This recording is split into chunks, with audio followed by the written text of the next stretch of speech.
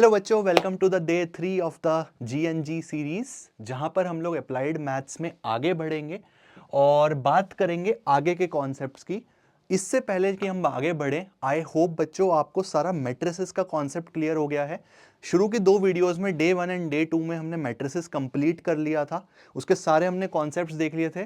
कितनी कितनी तरह से क्या क्या क्वेश्चन बन सकते हैं मैंने हाथ से आपको बना बनाकर सारे क्वेश्चंस दिखा दिए थे।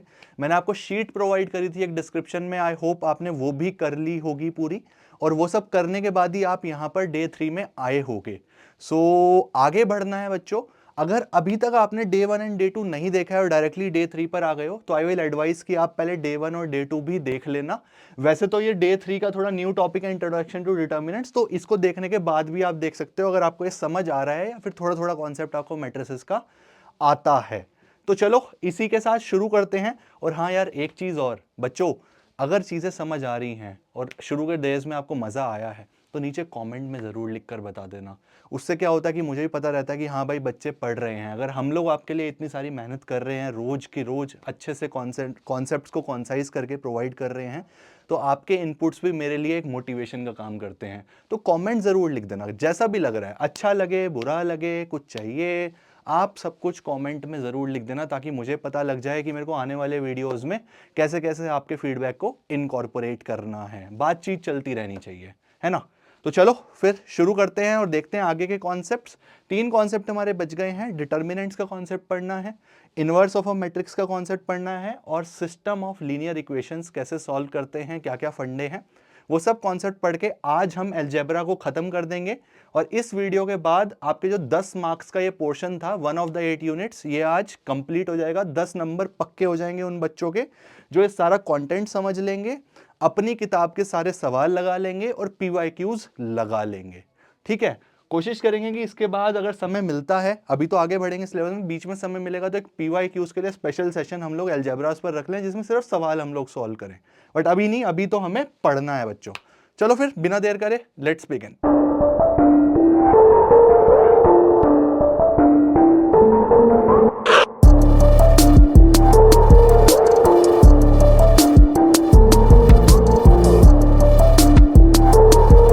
चलो बच्चों शुरू करते हैं हम लोग हमारा अगला कॉन्सेप्ट। अगला कॉन्सेप्ट क्या है? डिटर्मिनेंट्स का। तो क्या होता है डिटर्मिनेंट्स, एक बार समझ लेते हैं, है ना। इंट्रोडक्शन टू डिटर्मिनेंट्स, क्या होता है डिटर्मिनेंट्स, थोड़ा सा समझने की कोशिश करते हैं कि क्या क्या चीजें होती हैं डिटर्मिनेंट्स में। तो अभी तक बच्चों हमने क्या पढ़ा था? हमने मैट्रिसेस के बारे में पढ़ा था। हमने जाना था कि जो मैट्रिसेस होती हैं वो एक अरेंजमेंट होता है, एक एरे ऑफ नंबर्स होता है, जहां पर हम नंबर्स को एक पर्टिकुलर सीक्वेंस में रोज और कॉलम्स में सजा कर रखते हैं। तो ये तो एक अरेंजमेंट था। तो अगर मैं मैट्रिक्स की बात करूं तो मैट्रिक्स हमारी क्या थी? मैट्रिक्स एक अरेंजमेंट था। फॉर एग्जाम्पल अगर मैं किसी ए मैट्रिक्स की बात कर रहा हूं तो इस तरह से हम लोग मैट्रिक्स को डिनोट करते थे, 1 2 3 4।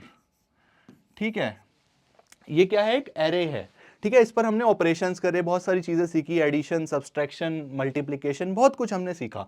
अभी बच्चों हमें क्या पढ़ना है? अभी हमें पढ़ना है डिटर्मिनेंट्स। तो ये दोनों ना कॉन्सेप्ट्स थोड़े थोड़े मिलते जुलते हैं इन टर्म्स ऑफ कि डिटर्मिनेंट क्या होता है वो समझो। पहली बात, क्यों मिलते जुलते हैं? डिटर्मिनेंट पहली चीज एक मैट्रिक्स का निकलता है, या फिर अगर मैं और क्लियरली आपको बताऊं तो डिटर्मिनेंट जो होता है वो एक स्क्वायर मैट्रिक्स का कैलकुलेट होता है। क्या होता है डिटर्मिनेंट, कौन सी चिड़िया है डिटर्मिनेंट, वो आपको समझने के लिए बस ये चीज ध्यान रखनी है कि ये ना एक नंबर है। सबसे पहले फर्क समझो, ये एक रिप्रेजेंटेशन है, ये पूरी की पूरी एक मैट्रिक्स है।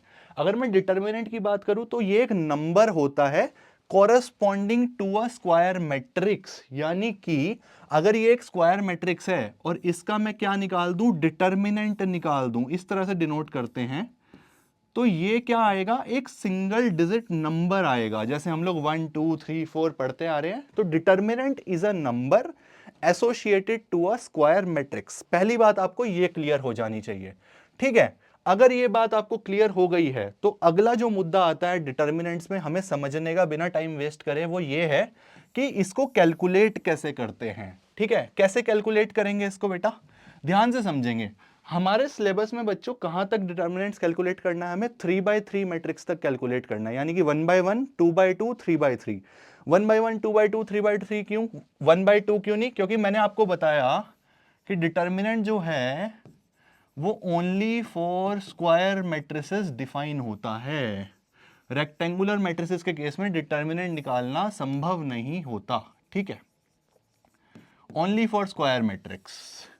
ठीक है, हमारे जो सिलेबस की बात करूं मैं, तो हमारे सिलेबस में ऐसे तो भाई जोन सी मर्जी स्क्वायर मैट्रिक्स का निकालो, लेकिन हमारे सिलेबस में अप टू 3/3 तक है, यानी कि 1/1, 2/2 और 3/3 मैट्रिसेस के डिटर्मिनेंट की कैलकुलेशन हमारे सिलेबस में है।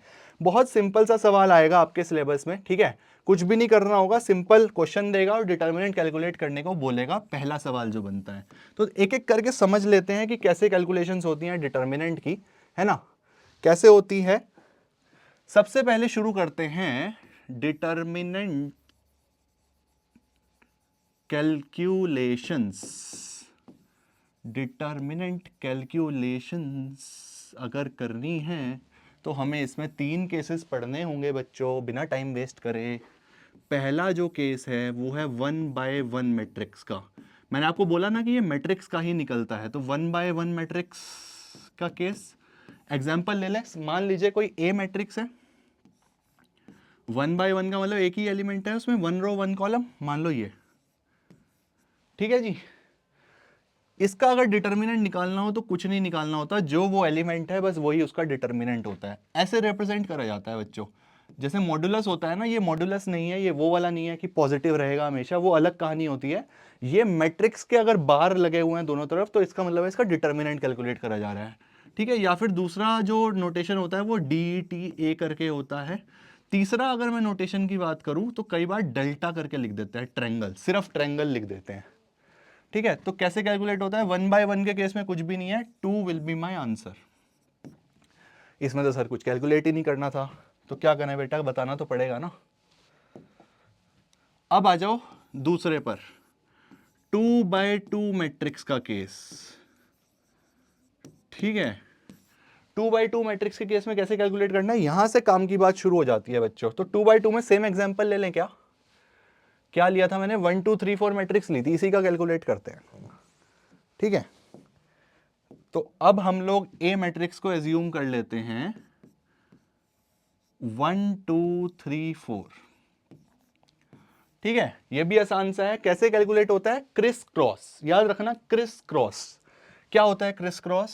तो मान लीजिए मेरे को डिटर्मिनेंट ए निकालना है, तो ये बार्स ना, जब मैट्रिक्स का डिटर्मिनेंट निकालना है ना, अगर ऐसे बार लगा दोगे और मैट्रिसेस एज इट इज लिख दोगे, इसका मतलब है कि ये डिटर्मिनेंट ऑफ दिस मैट्रिक्स कह रहा है या फिर डिटर्मिनेंट ऑफ ए कह रहा है। तो ये रिप्रेजेंटेशंस आपको समझ में आनी चाहिए। मैंने अलग से गाना नहीं गाया, एक टॉपिक नहीं बनाया रिप्रेजेंटेशन और डिटर्मिनेंट, हमारे पास कम समय है तो कॉन्साइज वे में सब कुछ पढ़ते हुए चलेंगे, क्विक, ठीक है। इस तरह से करते हैं। कैलकुलेट कैसे करेंगे? बहुत सिंपल फंडा है, ध्यान से समझेंगे। Criss cross, criss minus cross, ठीक है। कैसे?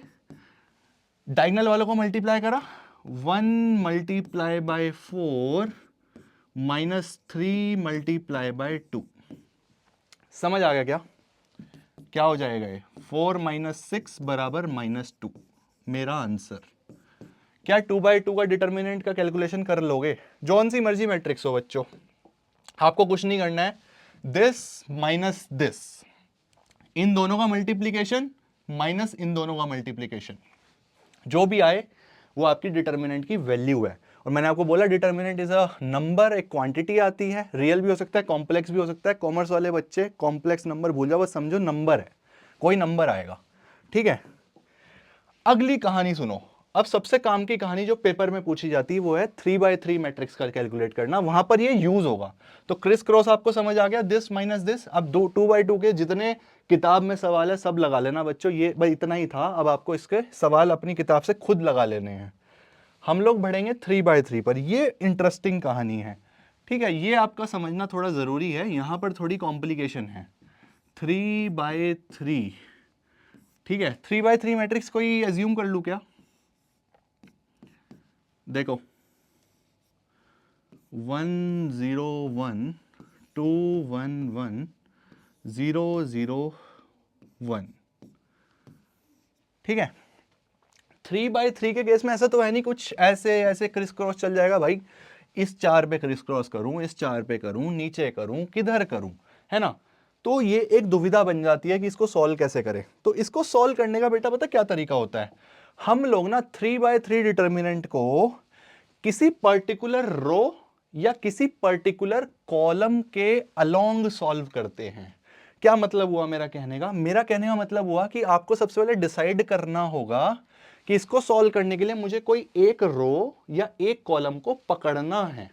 ठीक है, मान लीजिए मैं रो 1 को पकड़ लेता हूं और मैंने ये डिसीजन ले लिया कि मैं इस रो के कॉरस्पॉन्डिंग इसको सॉल्व करने वाला हूं। तो कैसे हम इसको कर सकते हैं, ध्यान से समझेंगे। इसका एक फिट तरीका है, फिर मैं आपको एक ट्रिक भी बताऊंगा जिससे आप इसको अच्छे से याद रख पाओगे, कभी गलती नहीं होगी। क्या करना होता है बच्चों, जो भी आपने रो पिक करी है, ध्यान से सुनना, ये इंपॉर्टेंट कहानी है, फोकस फोकस। ठीक है, जो भी आपने रो पकड़ी उसका पहला एलिमेंट देखो, ये दिख रहा है 1। आपको क्या करना है, उस पर्टिकुलर एलिमेंट को पहले तो लिख दो। ठीक है, पहले तो उस एलिमेंट को लिख दो, उसके बाद उस एलिमेंट की कोरस्पॉन्डिंग जो रो है उस पूरी को छुपा लो, उस एलिमेंट के कोरस्पॉन्डिंग पूरे कॉलम को छुपा लो, और जो बची हुई मैट्रिक्स है उसका डिटर्मिनेंट लिख दो मल्टीप्लाई में। समझ आया, समझ आया क्या। ये एक रो थी, हमने पिक करी, इसका पहला एलिमेंट उठाया, उसके कोरस्पॉन्डिंग रो कॉलम छुपा दिए, बची हुई मैट्रिक्स मल्टीप्लाई में लिख दी पहले एलिमेंट के साथ। ठीक है, प्लस में अगला कैच अब आएगा माइनस, माइनस दूसरा एलिमेंट 0। अब क्या करेंगे, 0 ये वाला हो गया, इसके कॉरस्पॉन्डिंग छुपा दो रो कॉलम, बचे हुए की मैट्रिक्स 2 1 0 1 2 1 0 1। अब फिर से प्लस तीसरा 1, क्या ये दोनों छुपा दूं रो कॉलम, बचा क्या 2 1 0 0 2 1 0 0 मल्टीप्लाई बाय 1। राइट, क्या करा मैंने, पहले वाले के छुपाए, बाकी का लिखा 1 1 0 1, माइनस बीच वाला उठाया, उसके कॉरस्पॉन्डिंग छुपाए 2 0 1 1, प्लस तीसरे वाला उठाया, उसके कॉरस्पॉन्डिंग लिख दिया। अब क्या 3 2/2 के डिटर्मिनेंट दिख रहे हैं, क्या इसको क्रिस क्रॉस से सॉल्व कर लोगे तो आंसर क्या आएगा, 1 1 minus 0 by 1 minus 0, 1 into 0, minus 0 times 2 minus 0 plus 1 times 0 minus 0 by 2 into 0 और 0 इंटू 1। तो क्या बच गया बच्चों, 1 टाइम्स 1 माइनस 0 प्लस 0। तो इसका आंसर क्या आ गया मेरा 1। इस तरह से ये हमारा जो डिटर्मिनेंट है वो रो 1 के अराउंड सॉल्व हो गया। अब यहां पर आप किसी और रो के किसी और कॉलम के कोरस्पॉन्डिंग भी सॉल्व कर सकते हो बच्चों। सिर्फ यहां पर जो कहानी फंसती है वो ये फंसती है कि कब माइनस प्लस आएंगे, कब प्लस प्लस आएंगे, कब माइनस माइनस आएंगे, ये समझ नहीं आता।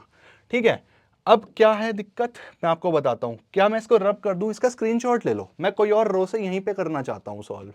ठीक है, अदरवाइज मेरे को इसको पूरे को दोबारा लिखना पड़ेगा, है ना। इसका स्क्रीनशॉट ले लो बच्चों, आप आंसर याद रखना। देखो मेरा 1 आया था, तो अब मैं किसी और रो के या किसी और कॉलम के कोरस्पॉन्डिंग सॉल्व करके दिखाता हूं, अब भी 1 ही आएगा।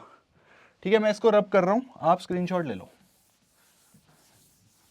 चलो,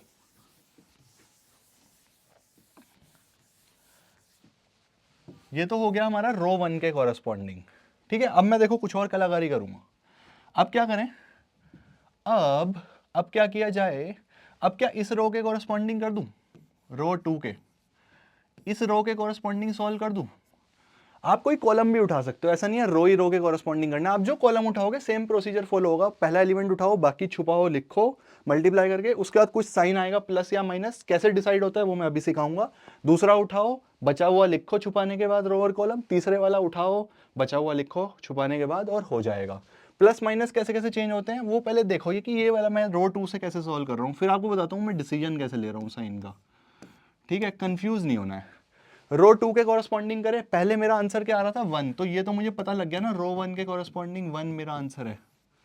अब रो 2 के कॉरस्पॉन्डिंग यहां पर क्या होगा बेटा, रो 2 है तो मैं रो 2 में पहला एलिमेंट उठाऊंगा 2। ठीक है, पहला एलिमेंट उठाया, छुपाऊं रो कॉलम, बचा गया 0 1 0 1, भाई 2 की रो और कॉलम छुपा दिया, 0 1 0 1, लो जी 0 1 0 1। बस यहाँ पे मेरी एक बात मान लेना, ये मैं बताऊंगा क्यों। ये देखो ये माइनस से शुरू होगा यहाँ, अगर रो 2 के कॉरस्पॉन्डिंग कर रहे हैं। अगला क्या होगा, +1 +1। ठीक है, एक बार एक साइन डिसाइड हो गया उसके बाद तो इंटरचेंज ही होते हैं, मतलब प्लस माइनस प्लस इस तरह से चलता है यूजुअली, बट मैं आपको फंडा बता दूंगा कब प्लस कब माइनस। अगला 1 है, उसके कॉरस्पॉन्डिंग रो कॉलम छुपाऊं 1 1 0 1। अब आप समझ पा रहे होंगे मैं कैसे लिख रहा हूं। ठीक है, अगला आ जाएगा -1 टाइम्स, अब इसके कॉरस्पॉन्डिंग रो कॉलम छुपाओ 1 0 0 0 1 0 0 0। ठीक है जी, ये छुपाया 1 0 0 0, बीच वाले में ये छुपाया 1 1 0 1, और 2 में ये छुपाया 0 1 0 1। चलो जी सॉल्व करो। -2 टाइम्स 0 -0 तो ये तो खत्म ही हो गया 0, +1 टाइम्स 1 -0, यहाँ 1 बच गया, -1 टाइम्स 0 -0। क्या आंसर आया बेटा, 0 + 1 - 0। क्या दोबारा से 1 आ गया? क्या इस बात से फर्क पड़ता है आप कौन से रो कौन से कॉलम से सॉल्व कर रहे हो? बिल्कुल नहीं पड़ता। कॉलम से आप चेक कर लेना करके, सेम प्रोसीजर फॉलो होगा। बस प्लस माइनस कैसे आ रहे हैं, कहां से आ रहे हैं, वो अब सीखना एक मुद्दा है हमारा। आई होप आपको 3/3 सॉल्व करना आ गया, बेसिक सॉल्व करना आ गया। बस एक कंफ्यूजन रह गया बच्चों का, वो ये कि ये जो साइन है, ऊपर तो प्लस माइनस प्लस कर रहे थे, यहां माइनस प्लस माइनस कर दिया। अरे थोड़ा समझाओ कि ये कैसे डिसाइड कर रहे हो कब प्लस कब माइनस। तो मैं बता बेटा आपको क्या कहना चाहूंगा इसमें, मैं आपको इसमें कहना चाहूंगा ट्रिक, कैसे डिसीजन लें कि कोई पर्टिकुलर डिटर्मिनेंट अगर निकाल रहे हैं और उसमें कुछ एलिमेंट्स हैं A B C D E F G H I, तो कैसे डिसीजन लें कि हमें प्लस माइनस प्लस कैसे डिसाइड करना है। मैं पता क्या बोलता हूं इस ट्रिक को, इस ट्रिक को मैं बोलता हूं दिस, या फिर आजकल का ट्रेंडी चीज डायमंड। क्या होता है डायमंड? ध्यान से समझो, कभी नहीं भूलोगे साइन का गेम। इस पूरे डिटर्मिनेंट में ये जो हमारा डायमंड बन रहा है ना बच्चों, ये जो हमारा डायमंड बन रहा है, ये सब अगर आप उठा रहे हो तो ये चारों आपके माइनस में आएंगे। ठीक है, सिर्फ एक पे कर देता हूं, ये जो आपके आएंगे ना, ये 4 आपके नेगेटिव साइन उठाएंगे, बाकी का कोई भी हो एक पर्टिकुलर रो कॉलम में वो पॉजिटिव उठाएगा। Game over. मैं कॉन्सेप्चुअली भी आगे बताऊंगा कि ऐसा क्यों है, अभी हम आगे पढ़ेंगे तो समझाऊंगा कि ये ऐसा क्यों हुआ। ये तो ट्रिक है शॉर्ट याद रखने की, इसका रीजन भी होता है, वो हम आगे पढ़ेंगे when we will know about minors and cofactors.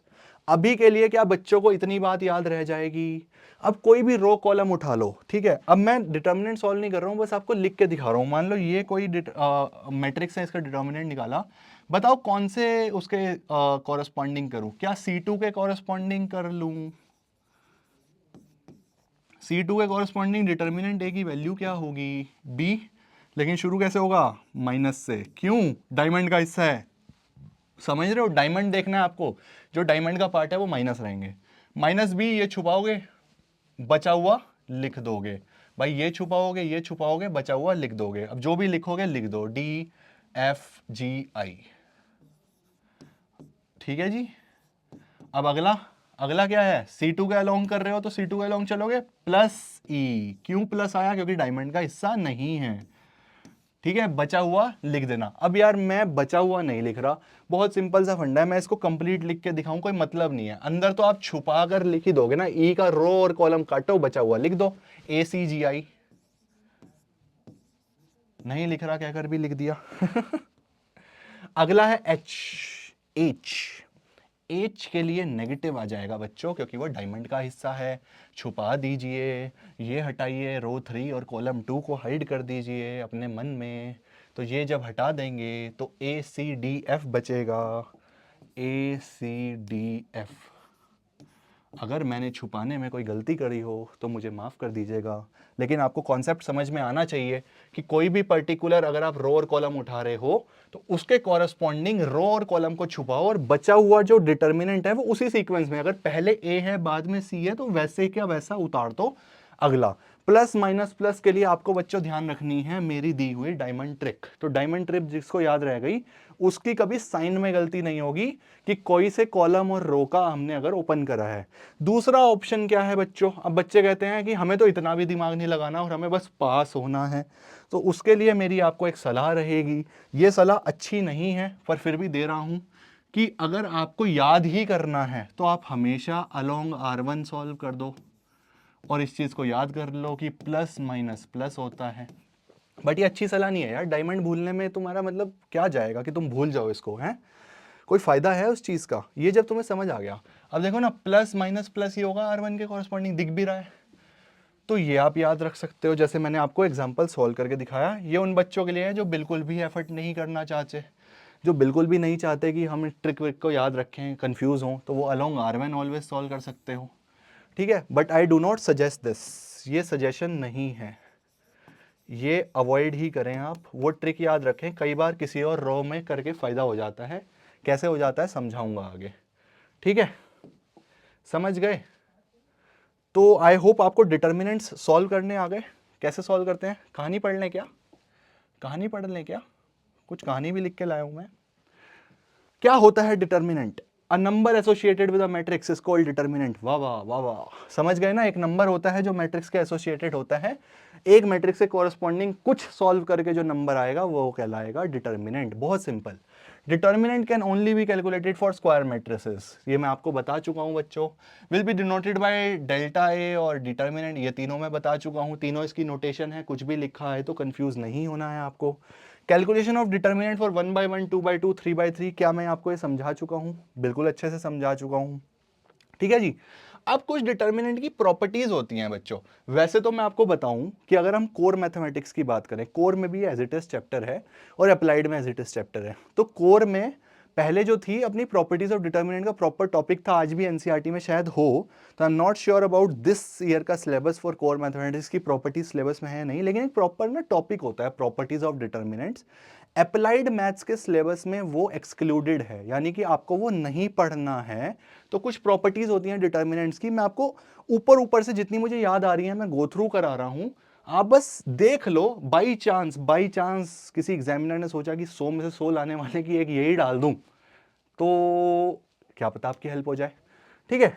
तो दो बेसिक तो आपको याद रखनी है, देखो ये वाली तो है आपके सिलेबस में। इसके अलावा कुछ अच्छी अच्छी प्रॉपर्टीज होती हैं डिटर्मिनेंट की, मैं कुछ आपको बता देता हूं, ठीक है। कॉम्प्लिकेटेड वाली नहीं बता रहा हूं, सिंपल वाली बता रहा हूं। और आप ये भी देखेंगे कुछ बुक्स में भी छपी रहती है, कुछ टीचर्स भी पढ़ाते हैं, बट अप्लाइड के सिलेबस में प्रॉपर्टीज मेंशन्ड नहीं है, this is to be noted, ठीक है। तो अगर मैं प्रॉपर्टीज ऑफ डिटर्मिनेंट्स की बात करूं, ठीक है, ये तो ये आप इसको एक्स्ट्रा पोर्शन भी समझ सकते हैं, लेकिन जिसे 100 नंबर लाने हैं बच्चों, उसके लिए ये थोड़ी काम का मुद्दा हो सकता है। प्रॉपर्टीज ऑफ डिटर्मिनेंट की अगर मैं बात करूं तो उसमें पहली प्रॉपर्टी क्या होती है? पहली प्रॉपर्टी होती है कि मान लीजिए कोई डिटर्मिनेंट है A B C 1 2 3 X Y Z, ठीक है। अगर रोज को कॉलम से इंटरचेंज करोगे तो डिटर्मिनेंट ए की वैल्यू सेम रहेगी, यानी कि मैंने बोला अगर रोज और कॉलम को इंटरचेंज करेंगे, या फिर इसको ऐसे लिख लो, equals to A1x BC2 3YZ। देखना रोज और कॉलम्स इंटरचेंज हो गए क्या इसके? क्या पहली रो पहला कॉलम बन गई, दूसरा दूसरा?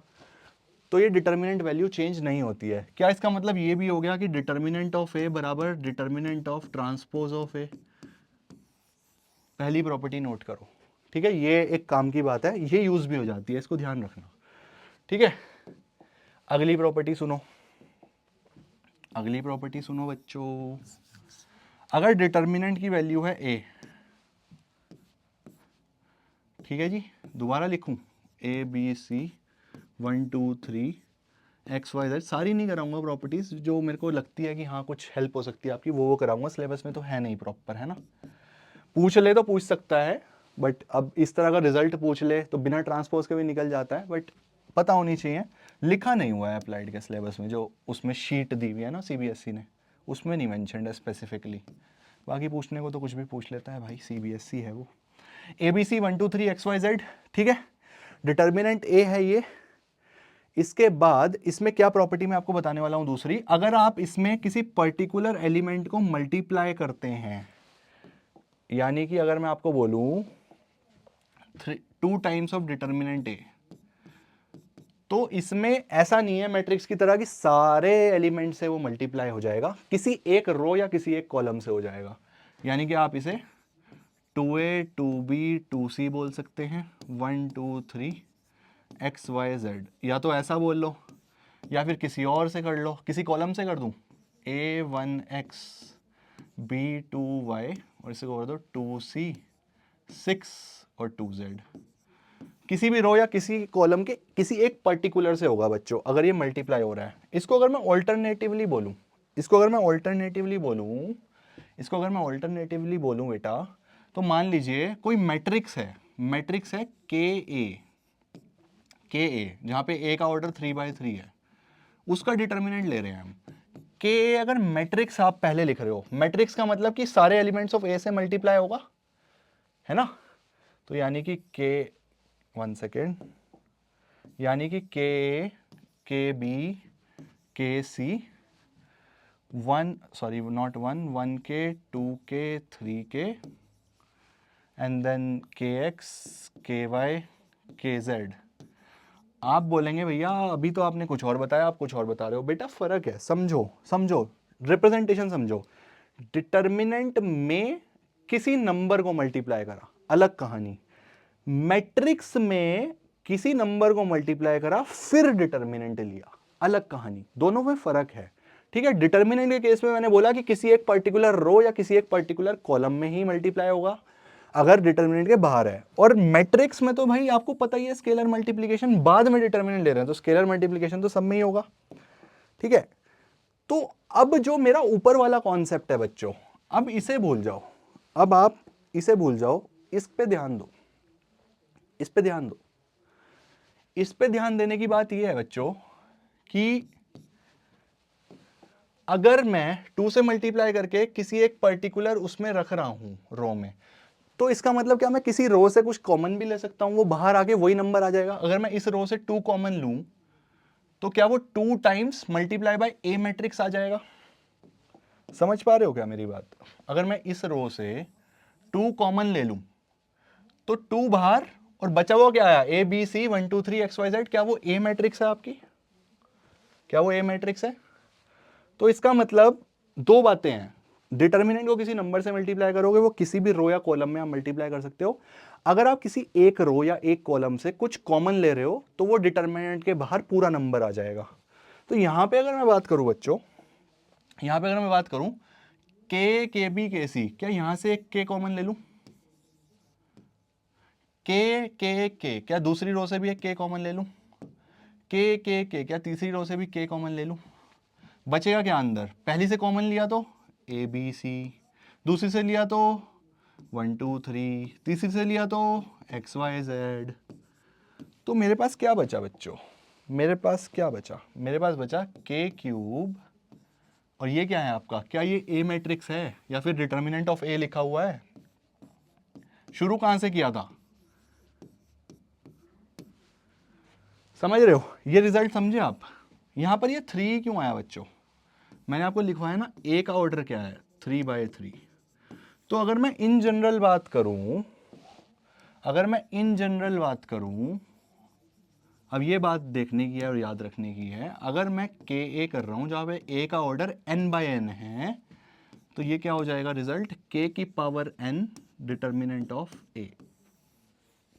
आपको मैंने 3/3 से एग्जांपल लेके दिखा दिया, आगे भी इस तरह से हर एक में से एक एक के लेते रहोगे तो जुड़ के n रोज होंगी तो n बाहर आ जाएगा ना, k की पावर n, यानी कि k1। इसका मतलब फर्स्ट रो से k उठाओगे, सेकंड से उठाओगे, थर्ड से उठाओगे, अप टू n टाइम्स उठाओगे ना। ये टोटल कितने टाइम्स है, n टाइम्स। तो क्या k की पावर n नहीं हो जाएगा बच्चों, बस वही कहना चाहता हूं। तो ये एक रिजल्ट आपका काम का होता है। एक दो प्रॉपर्टीज और देख लो बच्चों, रो कॉलम इंटरचेंज पे डिटर्मिनेंट की वैल्यू चेंज नहीं होती है, ये मैंने आपको एक फंडा बता दिया, दूसरा कॉमन लेने वाला, ठीक है। और हमारी प्रॉपर्टी नंबर कौन सी आएगी, चलो नंबर को छोड़ो, शायद तीसरी होगी, सुनते जाओ, जो याद आती जाएगी बताते जाएंगे हम, ठीक है। तीसरी सुनो, अगर कोई ए का डिटर्मिनेंट है ए बी सी, सेम ही रख लेते हैं 1 2 3 एक्स वाई जेड, तो इस केस में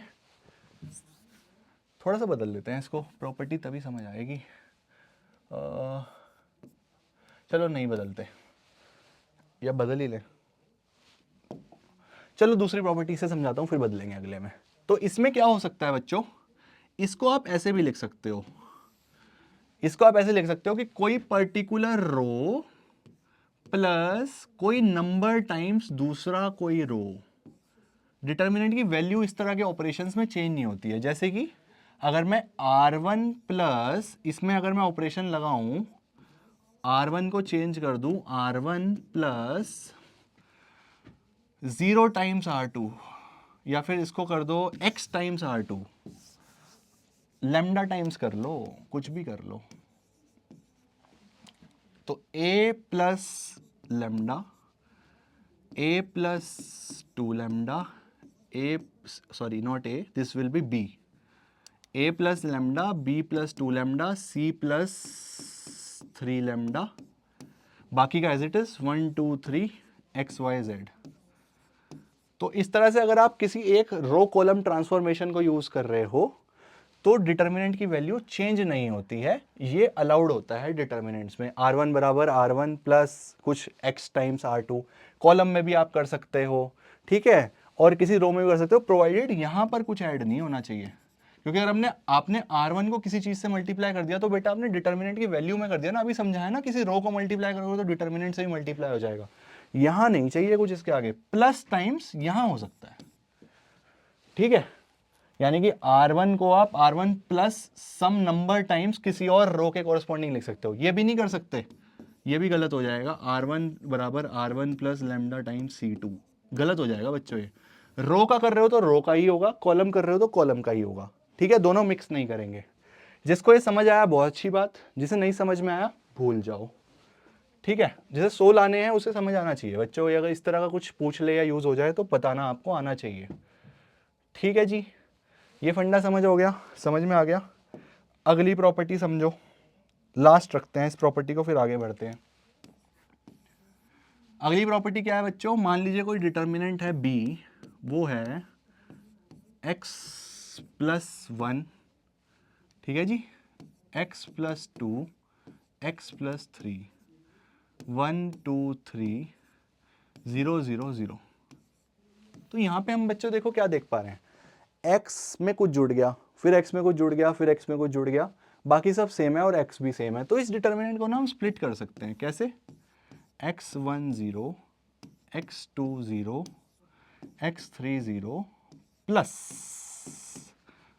1 2 3 1 2 3 0 0 0। इस तरह की सिचुएशन में प्रोवाइडेड ये सेम होना चाहिए। अगर यहाँ होता y प्लस 2 z प्लस 3 फिर नहीं स्प्लिट हो पाता, तीनों में सेम था, तो हमने देखो इसको इस तरह से स्प्लिट कर लिया, ठीक है। तो ये एक प्रॉपर्टी आपको याद रखनी है, अगर याद रख पाओ। मैं आपको दिखाता जा रहा हूँ शक्ल, ताकि कभी भी कहीं भी लगे कि इस तरह का कुछ यूज करके कोई टिपिकल क्वेश्चन निकल रहा है तो निकल जाना चाहिए। अच्छा, एक प्रॉपर्टी और होती है, इफ 2 रोज और 2 columns are same for a determinant, then determinant की वैल्यू 0 हो जाती है, कैलकुलेट करने की नीड नहीं है। मेरा कहने का मतलब पता क्या है बच्चों, जैसे ये वाला डिटर्मिनेंट है ना, कि यहां पे आप देख पा रहे हो R1 1 2 3, R2 भी 1 2 3। तो अगर इस तरह की सिचुएशन है ना, तो मैं आपको गारंटी के साथ कह सकता हूं कि इसकी वैल्यू आपकी 0 के बराबर आएगी। आप सॉल्व करके देख लेना। प्रॉपर्टी ये कहती है अगर कोई भी 2 रो या फिर कोई भी 2 कॉलम एक जैसे हैं, एग्जैक्टली आइडेंटिकल हैं, तो उस केस में आपके डिटर्मिनेंट की वैल्यू 0 आती है। पहली बात। एक लास्ट और देख लो, वो ये कि अगर इफ एनी वन रो और any one column, if any one row और any one column is all 0, all 0 का मतलब पता क्या हो गया बच्चों, कि सारे एलिमेंट्स उसके रो या कॉलम के 0 हैं, तब भी जो डिटर्मिनेंट की वैल्यू आएगी वो 0 आएगी। एग्जाम्पल ये देख रहे हो 0 0 0, इस पूरे को सॉल्व करके देख लेना, ये 0 ही होगा। आप सॉल्व करके देख लेना जो तरीका सिखाया। अब तरीके में भी आप समझो क्यों 0 आएगी वैल्यू, कॉन्सेप्ट समझो। मान लो मैं इसे R3 के कोरस्पॉन्डिंग ओपन करता हूँ, R3 के कोरस्पॉन्डिंग अगर ओपन करता हूँ, प्लस माइनस प्लस तो छोड़ दो, वो तो सीख लिया हमने डायमंड ट्रिक से। तो यहाँ पे प्लस माइनस प्लस से खुलेगा क्योंकि बीच वाला डायमंड का हिस्सा है। लेकिन होगा क्या, 0 टाइम्स ये छुपाओगे, कुछ डिटर्मिनेंट लिखोगे, मैं कह रहा हूँ वो कुछ भी हो, मल्टीप्लाई तो 0 से ही हो रहा है ना। माइनस 0 टाइम्स ये छुपाओगे, ये लिखोगे x x 1 3, करते रहो सोल्व, मल्टीप्लाई तो 0 से ही हो रहा है ना। प्लस 0 टाइम्स ये छुपाओगे रो और कॉलम, और बचा हुआ लिखोगे x x 1 2, मल्टीप्लाई तो 0 से ही होगा। तो 0 multiply by something plus 0, minus 0 multiply by something plus 0 multiply by something, ultimately answer will be 0। इस वजह से बच्चों, ठीक है। तो ये कुछ बातें हैं, आप ध्यान में रखना, इसमें कुछ अच्छी अच्छी बातें हैं, आखिरी की 2 बहुत काम की बातें हैं, शुरू वाली भी काम की थी। इन सब से अगर आपका कहीं पे डिटर्मिनेंट इजीली खुलता हो ना तो खोल लेना। अच्छा, एक और बात ध्यान रखना, जब आप डिटर्मिनेंट की कैलकुलेशन कर रहे हो तो कई बार क्या होता है, कॉम्प्लिकेशन में बच्चा फंस जाता है, ठीक है। टिप क्या रहेगी, डिटर्मिनेंट हमेशा ओपन करो, ऑलवेज ओपन अलोंग रो और कॉलम, शॉर्ट में लिख रहा हूं R और C, with maximum zeros, calculation बच जाती है बच्चों। जैसे अभी आपको दिखाया ना कि 3 0 हैं तो अंदर कुछ भी हो सॉल्व ही नहीं करना, आना तो 0 ही है।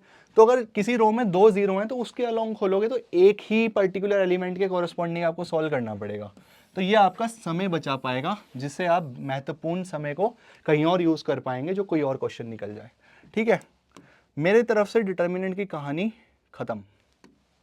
इसके अलावा मुझे डिटर्मिनेंट में कुछ खास बात आपसे करनी नहीं है, ठीक है जी। तो ये देखो प्रॉपर्टी देखो, डिटर्मिनेंट ए बी, अच्छा डिटर्मिनेंट ना मल्टीप्लीकेशन में बट जाता है, जैसे ट्रांसपोज अंदर चला गया था ना, ठीक है, और रिवर्स होके गया था, वैसे ही डिटर्मिनेंट के केस में थोड़ा डिफरेंट है, determinant as it is but जाता है। अगर ए बी सी का डिटर्मिनेंट होगा ना तो वो determinant of A, determinant of B, determinant of C हो जाएगा। जितने मर्जी मल्टीप्लीकेशन में मैट्रिसेस हों, अगर उसके बाहर डिटर्मिनेंट है तो अंदर सब में बट जाएगा, एज सिंपल एज दैट। दूसरे वाली प्रॉपर्टी मैंने आपको अभी करके ही दिखा दिया एग्जाम्पल 3/3 का लेके। So I hope this is also clear. Singular और नॉन सिंगुलर मैट्रिक्स क्या होती है बेटा, सिंपल सी डेफिनेशन है, सिंगुलर मैट्रिक्स वो मैट्रिक्स होती है जिसकी डिटर्मिनेंट वैल्यू क्या होती है, 0। नॉन सिंगुलर मैट्रिक्स ऐसी मैट्रिक्स होती है जिसकी डिटर्मिनेंट की वैल्यू होती है नॉन जीरो, ठीक है। तो singular 0, non singular non zero. अब मैं ये सिंगल विंगल से अगर तुम्हें लगता है कुछ बना सकते हो तुम याद रखने के लिए तो दिमाग में रख लेना भाई, मेरे को तो इतनी बात कहनी है, अगर वो कहे मैट्रिक्स इज सिंगुलर तो डिटर्मिनेंट 0, नॉन सिंगुलर तो डिटर्मिनेंट इज नॉन जीरो। तीसरी बात जो आपको याद रखनी है बच्चों, ये मेरे लिए समझा पाना आपको अभी मुश्किल है, अगर मैट्रिक्स इन्वर्टिबल है, इन्वर्टिबल का मतलब उस मैट्रिक्स का इनवर्स अगर एग्जिस्ट करता है, मल्टीप्लिकेटिव इनवर्स की बात कर रहे हैं, तो उसको नॉन सिंगुलर ही होना पड़ेगा, यानी कि उसके डिटर्मिनेंट को नॉन जीरो ही होना पड़ेगा। अगर मैं ऑल्टरनेटिवली कहूं, अगर किसी मैट्रिक्स का जो डिटर्मिनेंट है वो नॉन जीरो है या फिर वो मैट्रिक्स नॉन सिंगुलर है तो उसका इनवर्स एग्जिस्ट करेगा, ठीक है जी। ये बात बहुत ही इंपॉर्टेंट है, ये वाली बातें आप भूलना मत, स्पेशली इनवर्स वाली। ओके तो इसी के साथ डिटर्मिनेंट हमारा समाप्त बच्चों। कैलकुलेट करने के लिए आ जाएगा, कर दोगे जितने भी नंबर में आए, 3 5 जो वटेवर कर देना, बहुत इजी है। डिटर्मिनेंट से रिलेटेड बच्चों जो किताब है भैया लगा लो सवाल, मेरे को मत कहना सर कराओ, क्या कराऊं, करा तो दिए, 2 करके दिखा दिए, वैसे ही सब होने हैं, एक के बाद एक रिपीट है, क्या करूं, वो आपको करने पड़ेंगे बच्चों, प्रैक्टिस का काम आपका है। Minor cofactor and adjoint of something, समझो माइनर क्या होता है, कोफैक्टर क्या होता है, अगले कॉन्सेप्ट पे आते हैं। माइनर क्या होता है, कोफैक्टर क्या होता है, एडजॉइंट क्या होता है, मैं आपको निकाल के दिखा देता हूं। पीपीटी तो वैसे ही हम कम पढ़ते हैं बच्चों, हमारे दिमाग में कॉन्सेप्ट सेट होना चाहिए। समझो माइनर, माइनर समझाने के लिए मुझे एक डिटर्मिनेंट की जरूरत पड़ेगी, या फिर बेहतर कहूं तो एक मैट्रिक्स की जरूरत पड़ेगी। एज्यूम कर लें क्या कोई ए मैट्रिक्स, अभी मैट्रिक्स है तो ये वाला सिंबल, जब ये डिटर्मिनेंट लग जाता तो वो लगा देता, ABC 1 2 3 XYZ। या फिर छोड़ो और अच्छा लिखते हैं, जनरल रिप्रेजेंटेशन ऑफ मैट्रिक्स लिखते हैं, तुम्हें थोड़ी याद भी आ जाएगा। A11 A12 A13 A21 A22 A23 A31 A32 A33। क्या AIJ की कहानी याद आई क्या? A13 I बराबर 1 J बराबर 3 फर्स्ट रो थर्ड कॉलम, याद आई क्या कहानी? तो ये मैंने लिख दिया, general representation of a matrix. ठीक है। अच्छा बाय द वे बच्चों, इसको शुरू करने से पहले ना एक सवाल आता है डिटर्मिनेंट्स में, मेरे को याद आ गया तो बता दूं। कई बार वो क्या बोलेगा कि बेटा एक डिटर्मिनेंट सिंगुलर है तो x की वैल्यू क्या होगी, मतलब सॉरी मैं टॉपिक से बाहर जाके आपको एक बात बता रहा हूँ, बट याद आ गई है तो बता ही देते हैं, फिर क्या फ़ायदा पेपर में मिले। तो एक डिटर्मिनेंट है, मान लो ऐसे दे देगा, देखो x 2 3 4। अब बोलेगा इफ a इज सिंगुलर, या फिर इसको समझ लो मैट्रिक्स है, और ये हटा दो, इफ a इज सिंगुलर तो x की वैल्यू बताओ, कर दोगे क्या? भाई सिंगुलर का मतलब क्या बताया? सिंगुलर का मतलब क्या बताया? डिटर्मिनेंट की वैल्यू 0। सिंगुलर का मतलब क्या सिखाया अभी? सिंगुलर का मतलब सिखाया डिटर्मिनेंट की वैल्यू 0। तो बस 0 के आगे बराबर रख दो, x की वैल्यू निकाल दो।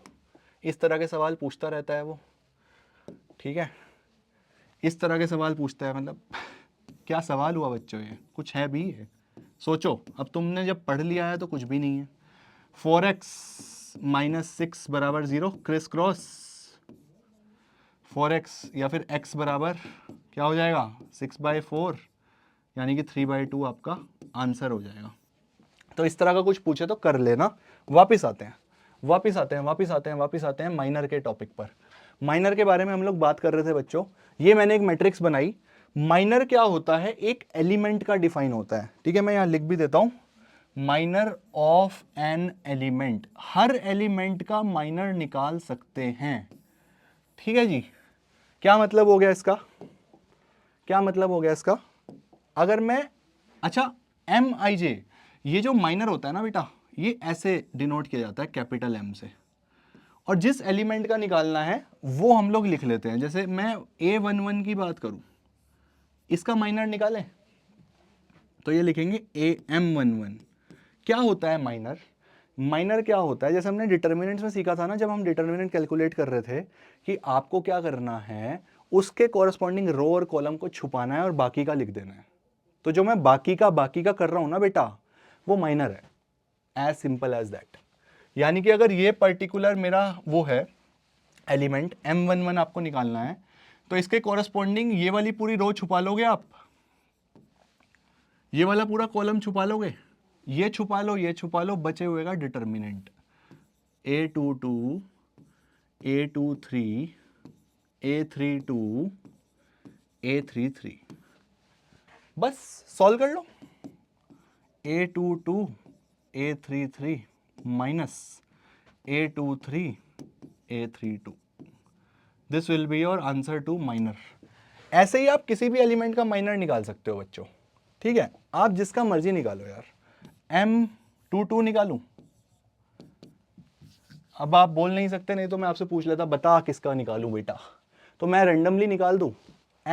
चलो 11 की जगह 22 की जगह कुछ टेढ़ा मेढ़ा निकालते हैं, M32 निकाल देते हैं। 32 के कॉरस्पॉन्डिंग ये छुपाओगे, लिखोगे क्या?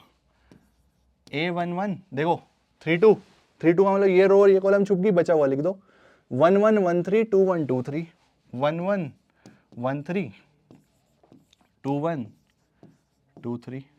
इस डिटर्मिनेंट को सॉल्व कर लो, 2/2 का डिटर्मिनेंट है आपका, माइनर का आंसर आ जाएगा। इस तरह से आप सारे ही एलिमेंट्स का क्या कर सकते हो, माइनर कैलकुलेट कर सकते हो। बात समझ आ गई क्या? तो मान लो अगर आपको 3/3 की मैट्रिक्स दे या 2/2 की मैट्रिक्स दे, तो क्या आप माइनर निकाल पाओगे बच्चों? क्या आप माइनर निकाल पाओगे? मेरे हिसाब से तो निकाल पाओगे। इसी बात पे 2/2 का एग्जांपल ले लेते हैं। सर सवाल कराइए, सवाल कराइए, लीजिए सवाल। ये कोई मैट्रिक्स है 1 2 3 4, बोल रहा है M11 कैलकुलेट करके बताइए, M22 कैलकुलेट करके बताइए। हमने कहा ठीक है, M11 का मतलब क्या हो गया, माइनर निकालना है हमें। M11 का मतलब ये एलिमेंट हो गया, इसका माइनर निकालने के लिए इसकी कॉरस्पॉन्डिंग रो और कॉलम को हाइड कर दूं, लो कर दिया, बचा गया 4, तो 4 मेरा आंसर। अरे ये कैसे, अरे वो 1 बाय 1 का डिटर्मिनेंट है भाई, सिखाया था याद करो, 1 बाय 1 का डिटर्मिनेंट, तो वो ही पर्टिकुलर डिटर्मिनेंट आपका आंसर हो गया। यहाँ नहीं जरूरत पड़ी कैलकुलेशन की, तो मेरी क्या गलती है। चलो दूसरा M22, समझते जाना बेटा, ठीक है, फोकस करते जाना।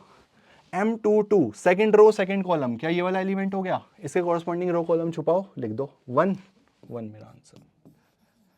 अगर 3 बाय 3 होगी तो वो 2 बाय 2 का डिटर्मिनेंट बनेगा, निकाल तो लोगे ना, उस रो और कॉलम को हाइड करो, बचा हुआ मेरा डिटर्मिनेंट। माइनर का टॉपिक यहां पर समाप्त होता है बच्चों, इसके अलावा माइनर में कुछ भी नहीं पढ़ना है। अगली बात सुनो, स्पीड बढ़ाते हैं, बहुत कुछ पढ़ना है आज, वीडियो लंबी जा सकती है, फोकस मत खोना, बैठे रहो, अगर अभी तक बैठे हो तो बैठे रहो, निपटा कर जाना। कोफैक्टर क्या होता है, कोफैक्टर भी एक एलिमेंट का डिफाइन होता है मैट्रिक्स के, cofactor of an element of matrix, ठीक है जी। कोफैक्टर को किससे डिनोट किया जाता है बच्चों, AIJ से या फिर MIJ से, नॉट MIJ, CIJ से। MIJ तो माइनर होता है ना, AIJ या CIJ ये होता है कोफैक्टर का डिनोशन, ठीक है। सेम मैट्रिक्स उठा ले, A11 A12 A13 A21 A22 A23 A31 A32 A33। I hope मैंने सही लिखा है, यस मैंने सही लिखा है, ठीक है, वेरीफाई करते रहना। ये कोई मैट्रिक्स है। कोफैक्टर की डेफिनेशन क्या होती है बच्चों, कोफैक्टर माइनर के ही बराबर होता है, एक्सेप्ट एक छोटी सी कंडीशन के, CIJ बराबर -1 की power I plus J MIJ। Minor निकालना मैं आपको सिखा चुका हूं बच्चों, माइनर आप इजीली निकाल लोगे, उसको आपको -1 की पावर I प्लस J से मल्टीप्लाई करना है और वो हो जाएगा आपका कोफैक्टर। ये डेफिनेशन होती है बेटा कोफैक्टर की, ठीक है, ठीक है। अब ध्यान से समझो, अब ध्यान से समझो, ये क्या है -1 की पावर I प्लस J, इस पर थोड़ी चर्चा करें।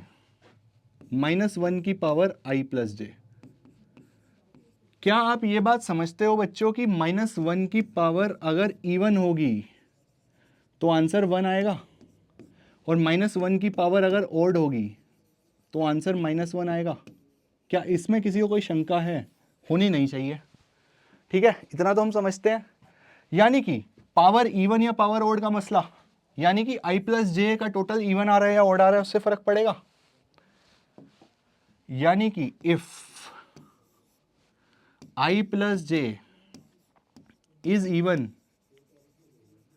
इसका मतलब जो कोफैक्टर की वैल्यू है वो माइनर के ही बराबर आएगी, क्योंकि 1 हो जाएगा, वो इवन है ना, ठीक है। CIJ बराबर 1 टाइम्स MIJ, और अगर I प्लस J ऑड है तो इस केस में जो CIJ है वो आ जाएगा माइनस टाइम्स MIJ, -1 हो जाएगा। इस फॉर्मूले से देखो, अरे अगर I प्लस J 2 हो तो -1 की पावर 2 क्या होता है 1, तो CIJ बराबर MIJ।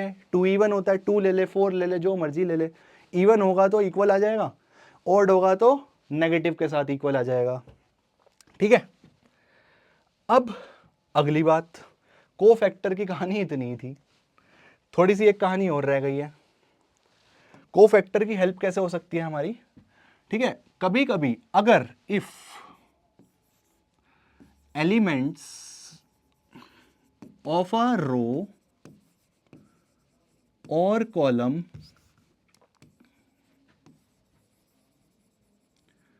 Is multiplied by the corresponding cofactor, ठीक है। अगर वो मल्टीप्लाई करा जाता है बाय कोरस्पॉन्डिंग, शॉर्ट में लिख रहा हूं बच्चों, है ना, corresponding cofactor of that elements.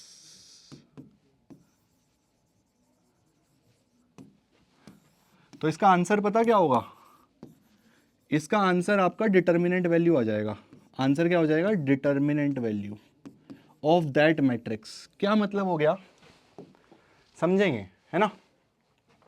मैंने बोला ये कोई डिटर्मिनेंट है। अगर मैं कोई भी पर्टिकुलर रो कॉलम उठा लूं, कोई भी, आपकी इच्छा है, ठीक है, जो मन करे उठाओ, उसको मैं, मान लो ये वाली रो उठा ली मैंने, एलिमेंट्स को उसके कॉरस्पॉन्डिंग कोफैक्टर से मल्टीप्लाई करो और ऐड करो। A11 capital A11 plus A12 capital A12 plus A13 capital A13। जब आप इसको ऐड करोगे ना, तो इसकी वैल्यू पता क्या आएगी? डिटर्मिनेंट ऑफ A के बराबर। समझ आया? अब इसे A लिख लो या C लिख लो, whatever you want, cofactor दोनों से डिनोट होता है, ठीक है? ये कहानी, एक तो ये बात ध्यान रखनी है। दूसरी बात ध्यान रखनी है, दूसरा रिजल्ट, अगर कोई पर्टिकुलर एलिमेंट्स की रो उठाई और उसे किसी और रो या कॉलम के कोफैक्टर से मल्टीप्लाई कर दिया, जैसे A11 को इसके कोफैक्टर से कर दिया, capital A21 plus A12 capital A22 plus A13 capital A23।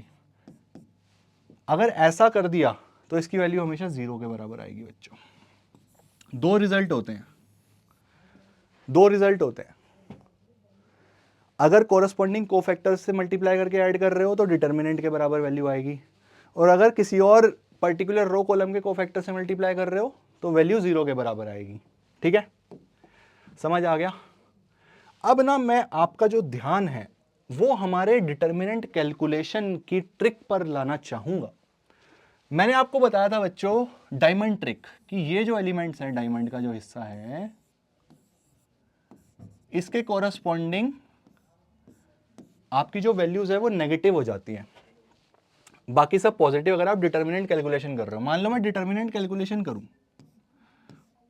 First row के कोरस्पॉन्डिंग या सेकेंड रो के कोरस्पॉन्डिंग करता हूं, तो कैसे करूंगा? -A21 ये तो करूंगा, -A21 ये छुपाऊंगा और बचा हुआ लिख दूंगा।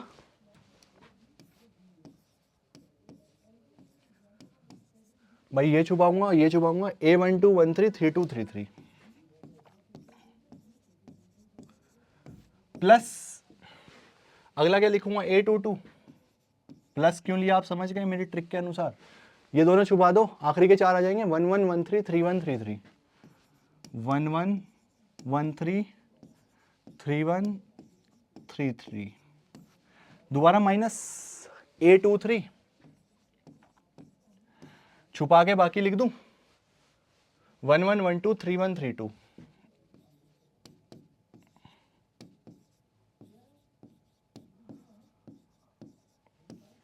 समझ गए? यही होगी डिटर्मिनेंट की वैल्यू।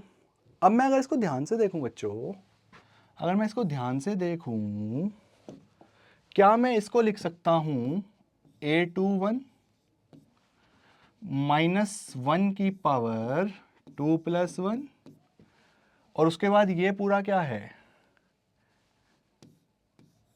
M21, माइनर भी तो यही होता था, रो और कॉलम को हटाओ और लिख दो।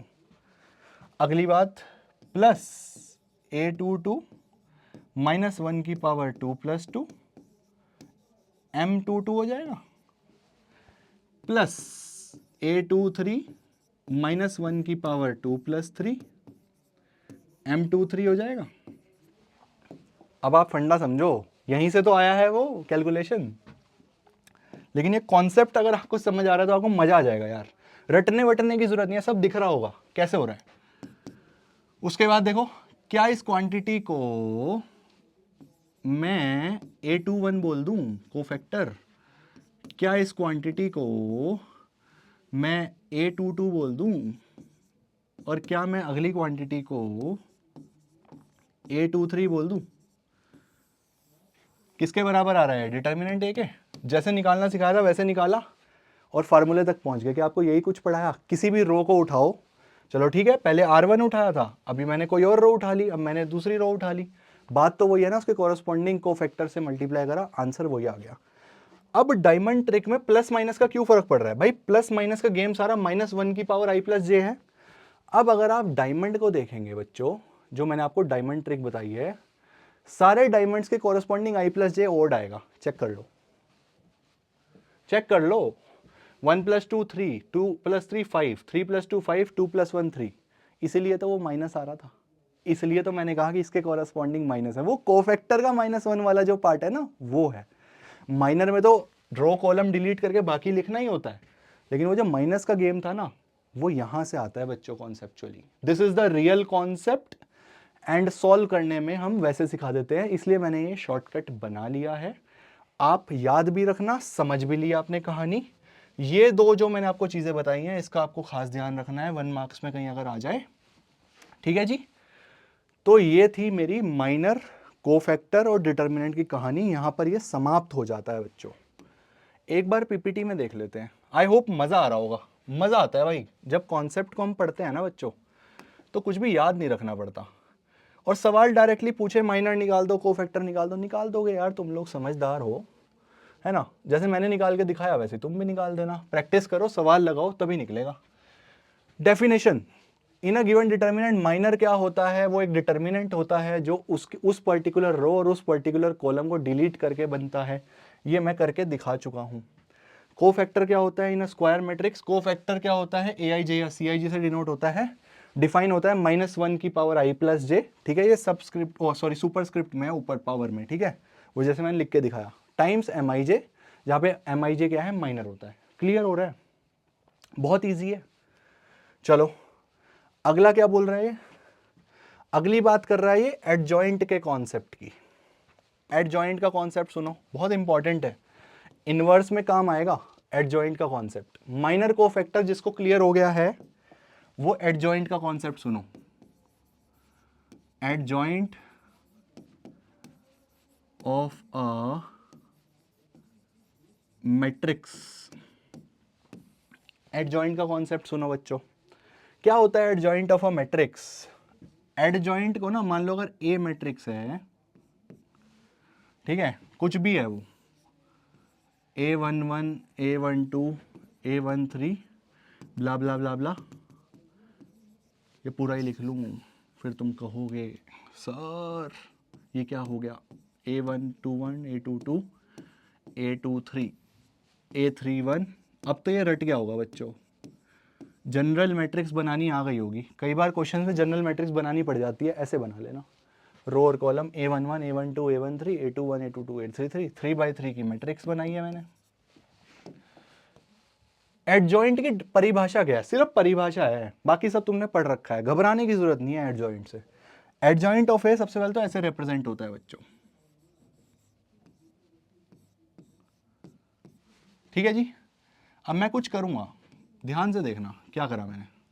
Capital A11, capital A12, capital A13, capital A21, capital A22, capital A23, capital A31, capital A32, capital A33। क्या करना है? क्या ये एडजॉइंट हो गया? नहीं, ये एडजॉइंट नहीं है, इसका ट्रांसपोज, ये 3x3 हटा रहा हूं, इसका ट्रांसपोज, इस मैट्रिक्स के ट्रांसपोज को, यानी कि आपने क्या करा, आपने एक एक एलिमेंट उठाया, उसके कोफैक्टर निकाले, कोफैक्टर निकालने के बाद जितनी वैल्यूज आई, उस एलिमेंट की जगह वो पर्टिकुलर कोफैक्टर्स की वैल्यू रखी और उसका ट्रांसपोज ले लिया। समझ रहे हो? समझ रहे हो? तो ये क्या वैल्यू आएगी? ये आएगी A11, A21, A31, A12, A22, one second, A11, A21, A31, A12, A22, A32 and A13, A23, A33। क्या मैंने ट्रांसपोज ले लिया बच्चों? फर्स्ट रो को फर्स्ट कॉलम बना दिया, सेकंड रो को सेकंड कॉलम, इंटरचेंज कर दी rows column. This is the value of adjoint of a matrix. Tough है क्या? सिर्फ कैलकुलेशन है बच्चों, कुछ भी नहीं है। टफ वफ कुछ भी नहीं है, ध्यान से समझो, कुछ भी नहीं करा भाई। सबसे पहले स्टेप 1 कोफैक्टर्स चाहिए, कोफैक्टर्स को निकालो। स्टेप 2 कोफैक्टर की मैट्रिक्स बनाओ, एलिमेंट्स की जगह उनके कोफैक्टर्स की वैल्यू रख दो। स्टेप 3 ट्रांसपोज ले लो। 3 स्टेप के बाद जो शक्ल दिखेगी तुम्हें मैट्रिक्स की, उसे एडजॉइंट ऑफ दैट मैट्रिक्स कहते हैं। वाह वाह, कुछ भी नहीं है बच्चों, कुछ भी नहीं है। बहुत सिंपल सा फंडा है। Adjoint is not typical concept, lengthy है, बच्चा कंफ्यूज हो जाता है क्या क्या कैसे। स्ट्रक्चर्ड वे में देख लोगे ना, फिर कंफ्यूजन नहीं होगा। तो आपको समझ आ गया। हर एलिमेंट का कोफैक्टर निकालो, मैं निकालना सिखा चुका हूँ। -1 की power i plus J, row column हटाओ, बचे हुए की डिटर्मिनेंट वैल्यू। उसके बाद हर एलिमेंट की जगह उसके कोफैक्टर रख दो और उसके बाद उसका ट्रांसपोज दे दो। This is the transpose of the matrix, game over. ठीक है, समझ आ गया क्या होता है ट्रांसपोज ऑफ द मैट्रिक्स? परिभाषा पढ़ने की जरूरत ही नहीं है, इंग्लिश में कंफ्यूज करता है वो।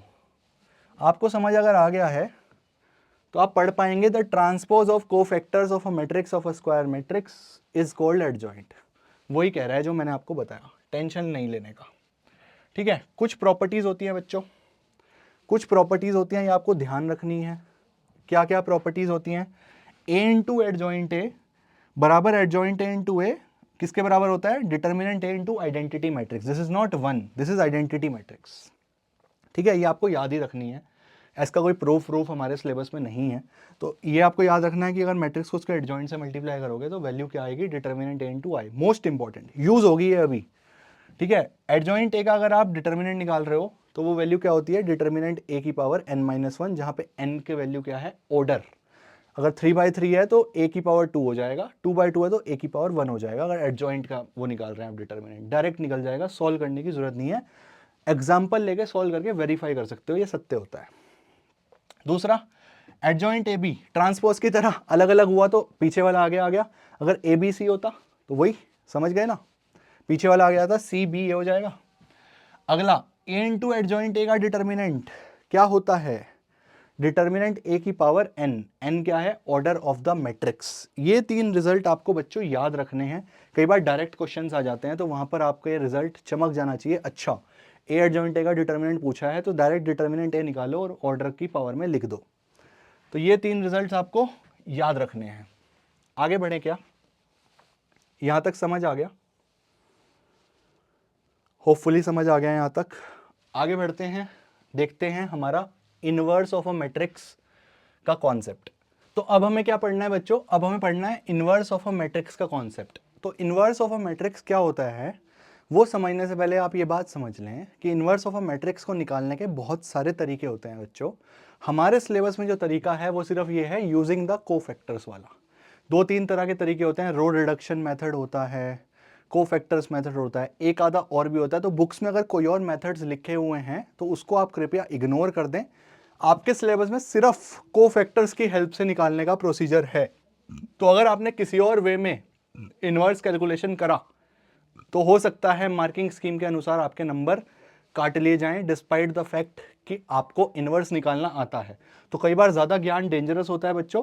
तो जैसा सिखाया जा रहा है इसी तरीके से इनवर्स आपको निकालना है। इनवर्स निकालने के बहुत सारे तरीके होते हैं, इतनी बात समझ आनी चाहिए। अब समझते हैं इनवर्स क्या होता है। क्या मैंने आपको एडिटिव आइडेंटिटी और एडिटिव इनवर्स का कॉन्सेप्ट बताया था? क्या मैंने वहां पर मल्टीप्लिकेटिव इनवर्स होल्ड करा दिया था कि अभी रुक जाओ पूरा टॉपिक पढ़ेंगे? लो जी, वो दिन आ गया जब पूरा टॉपिक पढ़ना है। तो जिन्होंने शुरू के 2 दिन देखे हैं वो रिलेट कर पा रहे होंगे। ठीक है, क्या होता है इनवर्स ऑफ अ मैट्रिक्स? आपको अगर इनवर्स का डेफिनेशन एडिशन में याद हो तो ऐसी चीज, ऐसी मैट्रिक्स जिसको अगर उस ऑपरेशन में लगाएं तो मेरे को आइडेंटिटी मिल जाए। एडिटिव आइडेंटिटी क्या थी? कुछ और थी। मल्टीप्लिकेटिव आइडेंटिटी क्या होती है? मल्टीप्लिकेटिव आइडेंटिटी होता है आइडेंटिटी मैट्रिक्स। भाई आइडेंटिटी का मतलब ये था ना कि उस मैट्रिक्स को किससे मल्टीप्लाई करूं कि वही मैट्रिक्स मिल जाए। मल्टीप्लिकेशन में, और एडिशन में किस में ऐड करूं कि वही मिल जाए। तो एडिशन के केस में zero matrix was the identity, multiplication में के केस में identity matrix is the identity. इस जो मैंने बोला है, अगर आप कंफ्यूज हुए हो तो रिकॉर्डिंग थोड़ा पीछे करो, दोबारा सुनो मैंने क्या बोला, रिलेट करने का कोशिश करो, ठीक है।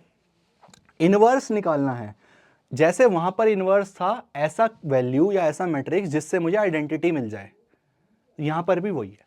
मल्टीप्लिकेशन के केस में इनवर्स ऑफ अ मैट्रिक्स समझो, inverse of a matrix, inverse of a matrix क्या होता है? इनवर्स ऑफ अ मैट्रिक्स, मैंने बोला अगर आपको एडिटिव इनवर्स याद हो, एडिटिव आइडेंटिटी चलो अगर याद हो, तो उस केस में क्या मैंने कुछ ऐसा लिख के बताया था, capital A plus zero matrix बराबर ए, ये था मेरा एडिटिव आइडेंटिटी। तो एडिटिव इनवर्स क्या था? क्या वो कुछ ऐसा था? क्या इसको एडिटिव इनवर्स बोल रहे थे जिससे कि आइडेंटिटी के बराबर आ जाए? क्या एक पॉइंट भी था पीपीटी में कि negative of the matrix is the additive inverse? Similarly जैसे ये तो एडिशन के केस में है ना बच्चों, मल्टीप्लिकेशन के केस में आपको ये समझना होगा, मल्टीप्लिकेशन के केस में मैट्रिक्स का जो इनवर्स है वो मल्टीप्लिकेशन के लिए बाय डिफॉल्ट कहा जाता है, ठीक है। एडिटिव इनवर्स की बात नहीं कर रहे हैं हम, यहाँ मल्टीप्लिकेशन की बात कर रहे हैं। मल्टीप्लिकेशन के केस में एक मैट्रिक्स में ऐसा क्या मल्टीप्लाई करूं कि वही मिल जाए? Identity matrix. इतना तो समझते हो आप भाई, आइडेंटिटी मैट्रिक्स 1 का काम करता है ना मल्टीप्लिकेशन में। तो क्या ये मेरा मल्टीप्लिकेटिव आइडेंटिटी कह सकता हूं? मतलब अगर थोड़ा बहुत आपको याद रखना हो, क्या इसको ऐसा कह सकता हूं? मल्टीप्लिकेटिव इनवर्स क्या हो जाएगा, या फिर इनवर्स ऑफ अ मैट्रिक्स क्या हो जाएगा? इनवर्स ऑफ अ मैट्रिक्स हो जाएगा उसी फंडे से, अगर आप मेरी बात समझ पा रहे हैं, ए मैट्रिक्स में ऐसा क्या मल्टीप्लाई करूं कि मुझे आइडेंटिटी मिल जाए। अगर वो चीज उस मैट्रिक्स को मैं बी बोल दूं कि वो बी मल्टीप्लाई करूं कि मुझे आइडेंटिटी मिल जाए, तो इसका मतलब ये हो जाएगा कि जो मेरा बी है, B is inverse of matrix ए।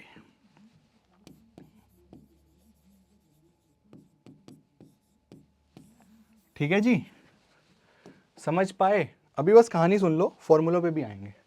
तो क्या मैं लिख सकता हूं b बराबर ए इनवर्स, ये ऐसे डिनोट करा जाता है बच्चों, b बराबर ए इनवर्स। ये बिल्कुल भी 1/a नहीं होता, आप इस मिस्टेक को मत करना। ये आपके इंडाइसिस वाली पावर नहीं है, ये रिप्रेजेंटेशन है। मैट्रिसेस कभी भी डिवाइड नहीं होती। ऐसा नहीं है कि आपने एक मैट्रिक्स को दूसरी से डिवाइड कर दिया आपके सिलेबस के अनुसार, ठीक है। इसके बाहर की दुनिया पे मैं कोई बात नहीं करूंगा। हो सकता है हायर क्लासेस में आप कुछ इस तरह का पढ़ते हो, तो उससे कोई मतलब नहीं है, और हो सकता है नहीं पढ़ते हो तो वो छोड़ दो। आपके सिलेबस अनुसार ये बात ध्यान रखेंगे आप कि b बराबर ए इनवर्स में 1/a मत कर देना बच्चों, ये एक रिप्रेजेंटेशन है, पहली बात। अब अगर ए बी बराबर आई है, b क्या है? ए इनवर्स, तो इसका मतलब हो गया ए इनवर्स बराबर आई। और अगर a को b में मल्टीप्लाई करने से i आ रहा है, तो क्या b को भी प्री मल्टीप्लाई अगर मैं कर रहा हूं a से तो i आ रहा है। तो इससे क्या एक इन्फ्रेंस और निकलता है कि b बराबर a इनवर्स या फिर a बराबर b इनवर्स, कुछ इस तरह का कह सकते हैं क्या? ऑल्दो फर्क नहीं पड़ता, यूज नहीं होगा। अगर ऐसा कह सकते हैं a इनवर्स बराबर i, एक तो ये रिजल्ट आपको याद रखना है, ठीक है। समझ आ रहा होगा क्यों मैंने सब लिख के दिखा दिया। और इसको अगर मैं मोर जनरलाइज कर दूं बच्चों, ए इनवर्स बराबर ए इनवर्स ए बराबर आई इज आइडेंटिटी मैट्रिक्स। ऐसी मैट्रिक्स जिसको आपकी जो मेन मैट्रिक्स है उससे मल्टीप्लाई करके आइडेंटिटी मैट्रिक्स आए, उसे इनवर्स ऑफ अ मैट्रिक्स कहते हैं। ये फॉर्मूला कैसे आया, आई होप आप समझ गए होंगे बच्चों।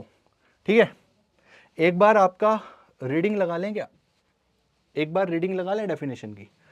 For a given square matrix ए, तो स्क्वायर मैट्रिक्स के केस में ही डिटर्मिनेंट डिफाइंड है, स्क्वायर मैट्रिक्स के केस में ही ये सब माइनर कोफैक्टर खेल रहे हैं, स्क्वायर मैट्रिक्स के केस में ही इनवर्स डिफाइन होता है। ठीक है, ये सारी कहानी बच्चों स्क्वायर मैट्रिक्स के केस में।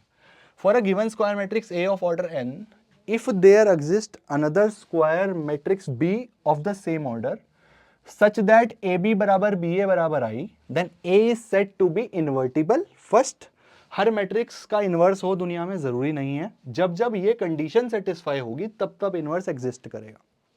ठीक है, दूसरा, अगर एग्जिस्ट कर रहा है तो B को कहेंगे इनवर्स ऑफ A और A इनवर्स से A-1 से डिनोट करेंगे, जो 1/A के बराबर नहीं होता।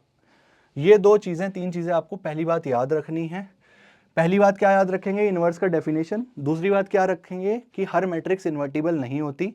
अगर कोई ऐसी मैट्रिक्स एग्जिस्ट करे जिसमें कंडीशन सेटिस्फाई हो तो उस केस में ही हम लोग उसको इन्वर्टिबल कहेंगे और उसका इनवर्स ए इनवर्स से डिनोट करेंगे, दूसरी मैट्रिक्स उसका इनवर्स कहलाएगा। ये बातें आपको समझ आनी चाहिए। ठीक है जी, ठीक है जी। एक बात यहां पे मैं फालतू कह रहा हूं जो लिखी नहीं हुई है, याद रख लेना, याद रख लेना। अगर किसी मैट्रिक्स का इन्वर्स एग्जिस्ट करना है ना तो उसकी डिटर्मिनेंट की वैल्यू नॉन जीरो होनी चाहिए। ये बात बस आप याद रखेंगे। ठीक है, कहीं लिख लो, अगर आप नोट्स बना रहे हो कहीं लिख लो। अगर किसी मैट्रिक्स का इन्वर्स एग्जिस्ट कर रहा है ना तो ये कंडीशन वगैरह चेक करने की बजाय आप बस इतना देख लेना डिटर्मिनेंट ए नॉन जीरो आ रहा है या नहीं। अगर नॉन जीरो है तो इन्वर्स एग्जिस्ट करेगा 100%। बस मैं चुप हो जाता हूँ यहाँ पर। ये बात आपको याद रखनी है बच्चों। MCQ आए कि this matrix is invertible then calculate the value of X, मतलब वो डिटर्मिनेंट निकाल के नॉन जीरो के बराबर रखने को कह रहा है। कुछ भी इस तरह का पूछे तो वो लगा लेना आप। नेक्स्ट कॉन्सेप्ट पर आते हैं, properties of inverse of a matrix. Simple simple properties हैं। पहली बात, इनवर्स हमेशा यूनिक होता है। एक मैट्रिक्स के लिए एक ही इनवर्स होगा। ऐसा नहीं है कि ए बी बराबर बी ए बी आई आ गया, ए सी बराबर सी ए बी आई आ गया। अगर ऐसा हो रहा है तो सी और बी सेम ही होने पड़ेंगे। एक मैट्रिक्स का एक इनवर्स होता है दुनिया में, यूनिक होता है हमेशा। ठीक है, ये बात आपको ध्यान रखनी है। अगर दो इन्वर्टिबल मैट्रिक्स हैं, दोनों का मैट्रिक्स का जो इनवर्स है एग्जिस्ट कर रहा है, मैंने बोला ना एग्जिस्ट करना चाहिए, तो ट्रांसपोज वाला सेम फंडा इनवर्स में भी लग जाता है। ए बी का inverse B inverse A inverse, अगर ए बी सी डी का इनवर्स होता तो D inverse C inverse B inverse A inverse. Okay, अगली बात, फॉर एन इन्वर्टिबल मैट्रिक्स, ये भी ट्रांसपोज वाला सेम फंडा, इनवर्स का इनवर्स वापस से वही मैट्रिक्स। ठीक है जी, इसमें कुछ बताने की जरूरत नहीं है, ट्रांसपोज वाले फंडे हैं। और इन्वर्टिबल मैट्रिक्स के लिए ब्रैकेट के अंदर बाहर इनवर्स और ट्रांसपोज से खेल सकते हो। मोटा मोटा कहने का मुद्दा यह है, ट्रांसपोज और इनवर्स के जो फॉर्मूलाज हैं वो मिलते जुलते हैं, और अगर दोनों चीजें हो तो आप एक को ब्रैकेट के अंदर और दूसरे को ब्रैकेट के बाहर कर सकते हैं। ये फॉर्मूलाज आपको याद रखने हैं बच्चों। आई होप आपको इनवर्स का कॉन्सेप्ट समझ में आ गया। आगे बढ़ते हैं, आगे बढ़ते हैं। अगला जो हमारा टॉपिक है जहां पर हम इनवर्स का कॉन्सेप्ट यूज भी करेंगे वो है सिस्टम ऑफ लीनियर इक्वेशंस को सॉल्व करना। ठीक है, इस कॉन्सेप्ट को शुरू करने से पहले मैं एक छोटी सी बात आपसे डिस्कस करना चाहता हूं। क्या ये रिजल्ट आप याद रख पा रहे हैं? पहली बात। दूसरी एक बात आपको और ध्यान रखनी है, मैंने आपको बताया था ना कि ए बी और बी ए बराबर नहीं होता। समझ रहे हो? तो मान लो आपका कोई ऐसे इक्वेशन गिवन है, ए सी बराबर डी सी। तो अगर आपको बी से मल्टीप्लाई करना है तो आपको अगर शुरू में करना है दोनों में तो आप लिखेंगे pre multiply by B C. किसी कारण से बता रहा हूं, अभी देखते हैं।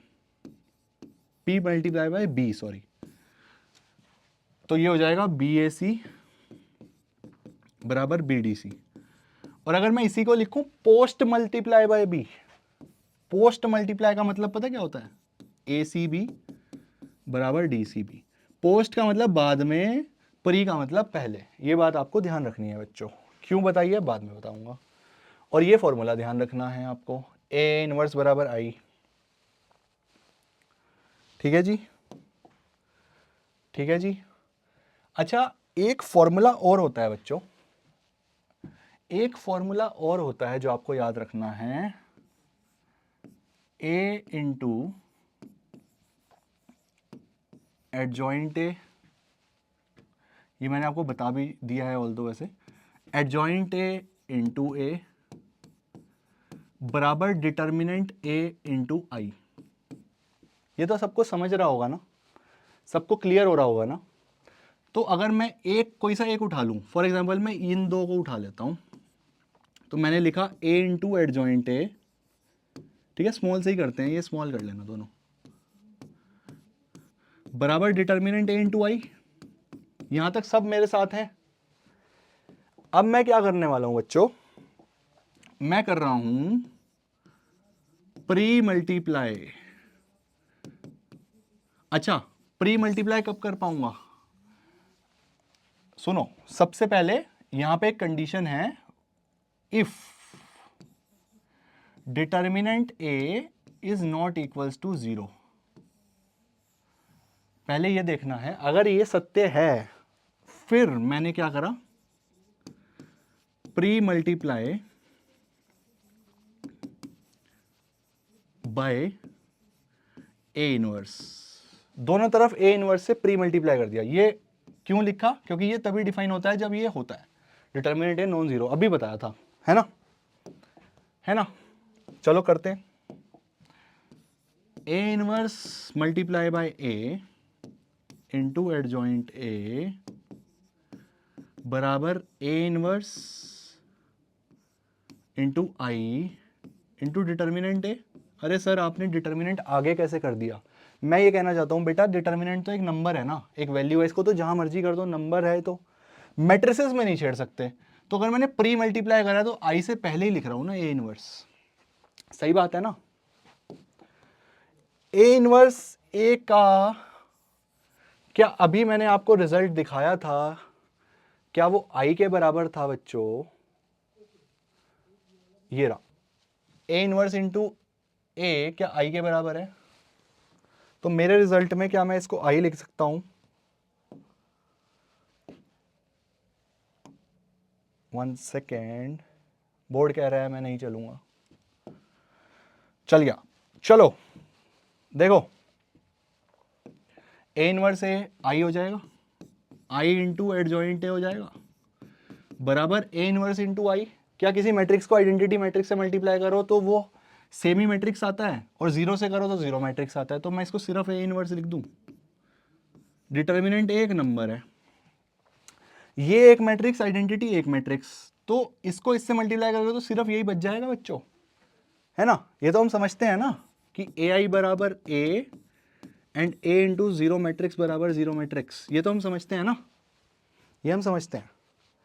तो इसका मतलब एडजॉइंट ए मेरा किसके बराबर हो गया, A inverse into determinant of ए।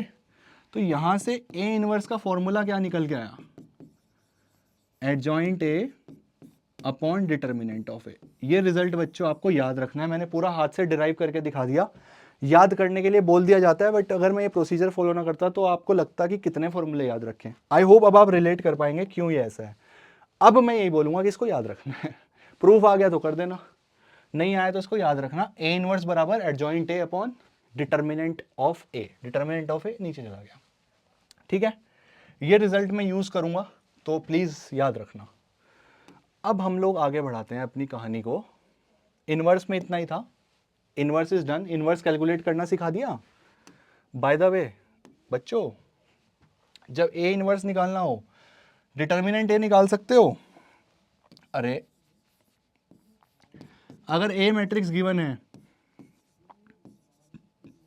1 2 3 4, अगर ए मैट्रिक्स गिवन है 1 2 3 4, क्या डिटर्मिनेंट ए निकालने में सक्षम हो, क्या एडजॉइंट ए निकालने में सक्षम हो, कोफैक्टर्स की मैट्रिक्स, क्या उनको डिवाइड करने में सक्षम हो, एडजॉइंट ए अपॉन डिटर्मिनेंट ए, तो जो भी मैट्रिक्स आएगी बेटा वो इनवर्स कहलाएगी। इस तरह के सवाल आते हैं, अगर इनवर्स निकालना है निकाल देना। अच्छा यहाँ पे एक ट्रिक देनी है आपको, मुझे यहाँ पे एक ट्रिक देनी है आपको। ट्रिक क्या है, सिर्फ 2/2 के लिए एक और ट्रिक, आज ट्रिक्स की बौछार हो रही है। ट्रिक फॉर 2/2 मैट्रिक्स के लिए, फॉर 2/2 मैट्रिक्स, अगर कोई 2/2 की मैट्रिक्स है बच्चों तो उसका एडजॉइंट ना डायरेक्टली भी निकल जाता है। कैसे निकल जाता है, अगर मेरे को एडजॉइंट ए निकालना है ना तो मैं डायरेक्टली पता कैसे लिख सकता हूँ, डायगोनल वाले जो एलिमेंट्स हैं उसको रिवर्स कर दो, बाकी दोनों पे नेगेटिव लगा दो।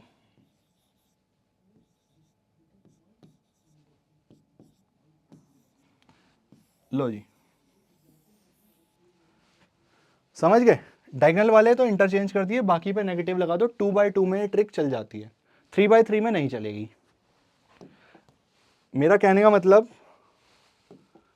का मतलब ये सवाल है, जो ये वाला जो सवाल है, अगर मैं शॉर्टकट से करना चाहूँ तो डिटर्मिनेंट ए क्या आ रहा है बच्चों, 4 - 6 - 2। एडजॉइंट ए पता क्या होगा इस ट्रिक के अनुसार, 4 1 -2 -3। तुम अपने हिसाब से भी वेरीफाई कर लेना, तो अगर ए इनवर्स की मैं बात करूं, जो कि होता है adjoint A upon determinant of A, वो किसके बराबर हो जाएगा बच्चों, adjoint A upon determinant of A, वो हो जाएगा -1/2, 4 - 2 -3 1 के अंदर अगर इसको मल्टीप्लाई कर दूं तो क्या आएगा, -2 1 3/2 और -1/2। ये मेरी इनवर्स का आंसर हो गया। तो हमने इनवर्स कैलकुलेशन भी करके देख ली।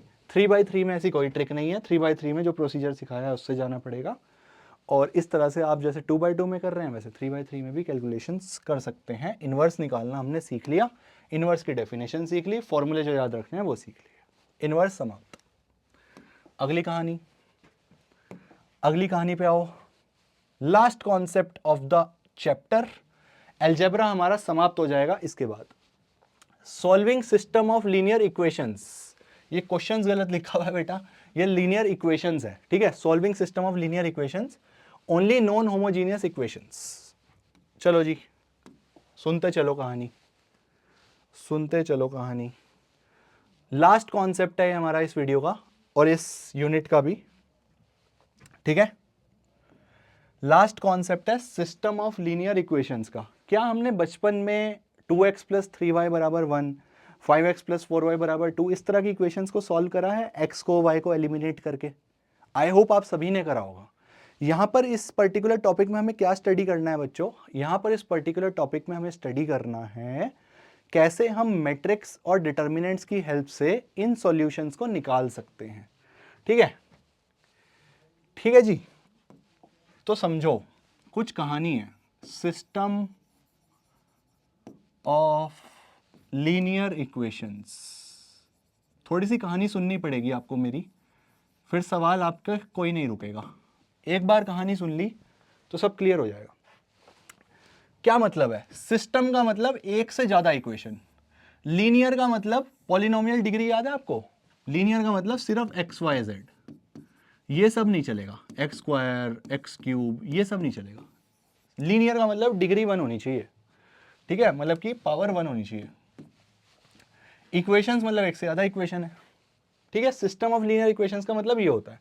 हमारे सिलेबस में बच्चों सिर्फ 3 वेरिएबल तक का डिस्कशन है, ऐसे तो जितनी मर्जी बड़ी इक्वेशन बना लो, हमारे में सिर्फ x y z, या तो x y या x y z, इससे ज्यादा नहीं, ठीक है।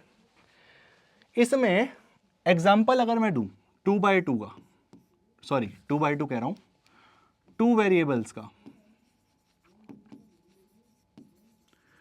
वेरिएबल्स का अगर मैं आपको एग्जाम्पल दूं, तो एक एग्जाम्पल लीनियर इक्वेशंस के सिस्टम का क्या हो सकता है, x + y = 2, x - y = 3। ये एक एग्जाम्पल है सिस्टम ऑफ लीनियर इक्वेशंस का। सिमिलरली अगर मैं 3 वेरिएबल्स की बात करूं, तो ये लो एग्जाम्पल,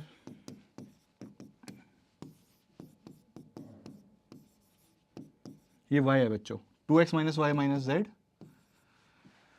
ये हो गई जी 3 वेरिएबल्स का सिस्टम। ओके, हमारा एजेंडा क्या है बच्चों? हमारा एजेंडा ये है, हमें इन इक्वेशंस को, इसको या फिर इसको, बाय द वे इसमें 3 होंगी, सॉरी इसमें एक और लिख लो, इसको या फिर इसको हमें सॉल्व करना है, x y z की वैल्यू निकालनी है। अब बच्चे कहेंगे कि सर इसमें तो हम एलिमिनेट कर लेते हैं x y z। नहीं बेटा, वो नहीं करना है, वो आप, अगर आपके पास समय बच जाए, पेपर में, आप फ्री बैठे हो, सब पेपर हो गया, तो उससे आप अपना आंसर वेरीफाई कर सकते हो। यहां पर ये क्या चाहता है इस चैप्टर में कि आप मैट्रिसेस और डिटर्मिनेंट्स की हेल्प से इसे सॉल्व करें, ठीक है। अच्छा, उसके बाद कुछ कॉन्सेप्ट्स होते हैं इसमें, उसके बाद कुछ कॉन्सेप्ट्स होते हैं, ध्यान से सुनेंगे। होमोजीनियस सिस्टम, होमोजीनियस सिस्टम एक, नॉन होमोजीनियस दूसरा। नॉन होमोजीनियस दूसरा, ऐसा सिस्टम जिसका जो इक्वल्स टू के राइट वाला कांस्टेंट है वो जीरो कहलाए या फिर वो जीरो आए, इसको कहते हैं homogeneous system of equations. Non homogeneous, जिसका ये कांस्टेंट जीरो ना हो, एक जीरो हो जाए, दोनों नहीं होने चाहिए, सारे जीरो नहीं होने चाहिए, ठीक है, या फिर इसको -1 भी लिख लो, जीरो भी हो सकता है, सब नहीं होने चाहिए। अगर सारे कांस्टेंट जीरो हैं जितनी इक्वेशंस की बने हैं तो वो होमोजीनियस सिस्टम कहलाता है। नॉन होमोजीनियस, जब ये जो कांस्टेंट्स हैं जीरो ना हो। हमारे सिलेबस में बेटा इसको सॉल्व करना नहीं है, होमोजीनियस सिस्टम्स को सॉल्व करना हमारे सिलेबस की जो बाउंड्रीज हैं उसके बाहर है। तो आपको होमोजीनियस सिस्टम्स आएगा भी नहीं, पूछेगा भी नहीं, आपको सॉल्व भी नहीं करना है, हमें स्टडी करना है नॉन होमोजीनियस सिस्टम, पहली बात। उसके बाद नॉन होमोजीनियस की चर्चा होगी अब, ठीक है। इसके बाद ये शब्द हम यूज नहीं करेंगे, हमारे लिए जो सॉल्यूशंस हो रहे हैं वो नॉन होमोजीनियस। उसके बाद अगली कहानी आती है consistent system of linear equation. Short में लिख रहा हूं SOLE, आप मत लिखना, ठीक है, आपको पेपर में अगर जरूरत पड़े पूरा लिखना। और इनकंसिस्टेंट,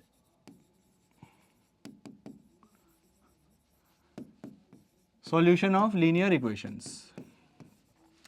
कंसिस्टेंट का मतलब क्या होता है? एटलीस्ट वन सॉल्यूशन प्रेजेंट है, यानी कि एटलीस्ट एक्स वाई की, एक्स वाई जेड की एक वैल्यू है, ऐसी वैल्यूज एक्स वाई जेड की जो उस पूरी तीनों इक्वेशंस को सेटिस्फाई करे, ठीक है। इनकंसिस्टेंट का मतलब नो सॉल्यूशंस, कोई सॉल्यूशन प्रेजेंट नहीं है, ऐसी कोई एक्स वाई जेड की वैल्यू नहीं है जो इक्वेशंस को सेटिस्फाई करे। एटलीस्ट वन का मतलब क्या हो गया बेटा? दो केसेस, या तो यूनिक सॉल्यूशन होगा या फिर इनफाइनाइट मैनी सॉल्यूशंस होंगे। इनफाइनाइट मैनी सॉल्यूशंस का मतलब हो गया एक्स वाई जेड की बहुत सारी वैल्यूज, इतनी सारी जो सब सेटिस्फाई कर रही है, ठीक है। यहां तक बात समझ आ गई। हमारे केस में 99.9% आपको यूनिक सिचुएशन मिलने वाली है, क्योंकि वो चाहता है कि आप सॉल्व करो, ठीक है। इनफाइनाइटली मैनी सॉल्यूशंस निकालने आपके सिलेबस की जो बाउंड्रीज हैं उसके बाहर है बेटा, तो ये तो पूछा नहीं जाएगा। इतना तो हो सकता है कि आपको ये बताना पड़ जाए कि इनफाइनाइटली मैनी सॉल्यूशन है, इसके निकालने को वो कभी नहीं बोलेगा कि इनफाइनाइट सॉल्यूशंस निकालो, हमेशा आपको निकालने के लिए यूनिक सॉल्यूशंस ही वो बोलेगा कंसिस्टेंट सिस्टम में, ठीक है। ठीक है, यहां तक कि आपको कहानी समझ ली। अब अगर आप ये सब समझ गए हैं तो हमारे सिलेबस में दो मेथड्स हैं जिससे हमें लीनियर इक्वेशंस को सॉल्व करना है। पहला क्या है? मैट्रिक्स मेथड भी बोलते हैं उसको, और उसको क्या बोलते हैं दूसरा? कोफिशिएंट मैट्रिक्स मेथड भी बोलते हैं। Inverse of a coefficient matrix method से हमें इसको सॉल्व करना है, ठीक है। इसको समझाने के लिए मैं आपकी थोड़ी सी हेल्प लूंगा। हम एक काम करते हैं, हम एक सिस्टम ऑफ लीनियर इक्वेशंस को लिखते हैं। 3x3 ज्यादातर पेपर्स में पूछा जाता है, 2x2 बिल्कुल उसका रेप्लिका है, ठीक है। मैं आपके पास ना कुछ एक सिस्टम ऑफ इक्वेशंस लिख रहा हूं, ध्यान से देखेंगे।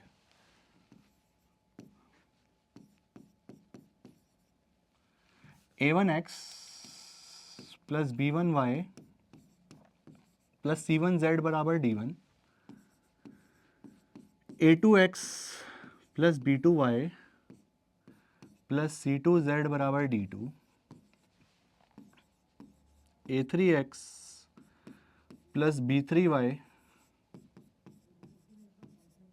प्लस c3z बराबर d3। इस तरह की आपको इक्वेशंस दी हुई होंगी। आपको क्या करना है बच्चों? आपको x y z की वैल्यू निकालनी है, ये मेरा टारगेट है। राइट, ये मेरा टारगेट है। अगर मैं इस पर्टिकुलर चीज को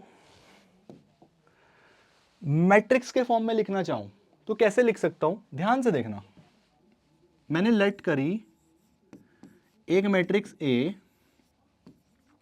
A1 B1 C1 A2 B2 C2 A3 B3 C3, ये मैंने एक मैट्रिक्स लेट करी बेटा, ठीक है। एक और मैट्रिक्स लेट करी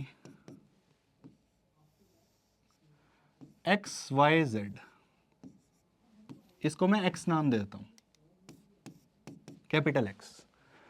और एक तीसरी मैट्रिक्स मैंने लेट करी, वो हो गई D1 D2 D3, ठीक है जी। ये मैंने 3 मैट्रिक्स लेट करी। अब अगर मैं Ax बराबर B कुछ क्वांटिटी लिखूं, Ax बराबर B, ध्यान से देखेंगे क्या मतलब हुआ इसका। Ax बराबर B का मतलब A1 B1 C1 A2 B2, या फिर डायरेक्ट कर दूं क्या? इसका मतलब ये हो गया कि इस मैट्रिक्स को इससे मल्टीप्लाई करना है। क्या आपको मेरा मल्टीप्लिकेशन वाला कॉन्सेप्ट याद है क्या? टैप से पानी भरने वाला, ऐसे ऐसे याद आ गया? जिस जिस बच्चे ने देखे हैं शुरू के 2 डेज उसको याद आ गया होगा। तो वही मल्टीप्लिकेशन करने वाला हूं मैंने पहली रो उठाई और पहले कॉलम से मल्टीप्लाई कर दी, कॉलम एक ही है, तो क्या हो जाएगा A1X plus B1Y plus C1Z, similarly A2X plus B2Y plus C2Z, similarly A3X plus B3Y plus C3Z, ये हो जाएगा।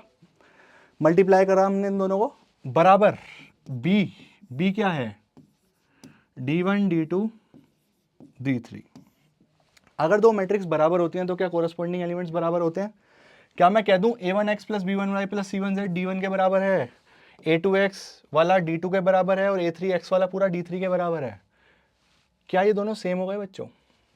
ये पूरी कहानी और ये पूरी कहानी सेम हो गई। तो क्या मैं इससे ये साबित कर सकता हूं और आपकी आंखों को दर्शा सकता हूं कि इस पूरी चीज को अगर मैं ऐसा लिख रहा हूं तो आपको कोई कष्ट तो नहीं, आपको कोई दिक्कत तो नहीं? एक ही बात है ना, एक ही बात लिखी मैंने, कुछ रटवा नहीं रहा हूं, ठीक है। अगर एक ही बात मैंने लिखी बच्चों तो अब इसको रब कर दूं मल्टीप्लिकेशन को। आई होप मैं प्रूव कर पाया आपको कि मैंने ये एक ही बात लिखी। तो क्या मैंने उन 3 इक्वेशंस को मैट्रिक्स की फॉर्म में रिप्रेजेंट कर दिया? 3 इक्वेशंस को मैं अगर Ax बराबर B लिखूं या वो 3 इक्वेशन लिखूं, क्या एक ही बात है? हाँ जी, एक ही बात है। मेरा टारगेट क्या है बच्चों? मेरा टारगेट XYZ निकालना है। मैट्रिसेस के केस में बात करूं, अगर मेरी X मैट्रिक्स निकल जाए तो क्या मेरा सब निकल जाएगा? अगर मेरी X मैट्रिक्स निकल जाए तो क्या मेरा पूरा सॉल्यूशन आ गया? भाई XYZ की वैल्यू आ गई, बात खत्म। यूनिक सॉल्यूशन में हमें कैलकुलेशंस करनी है।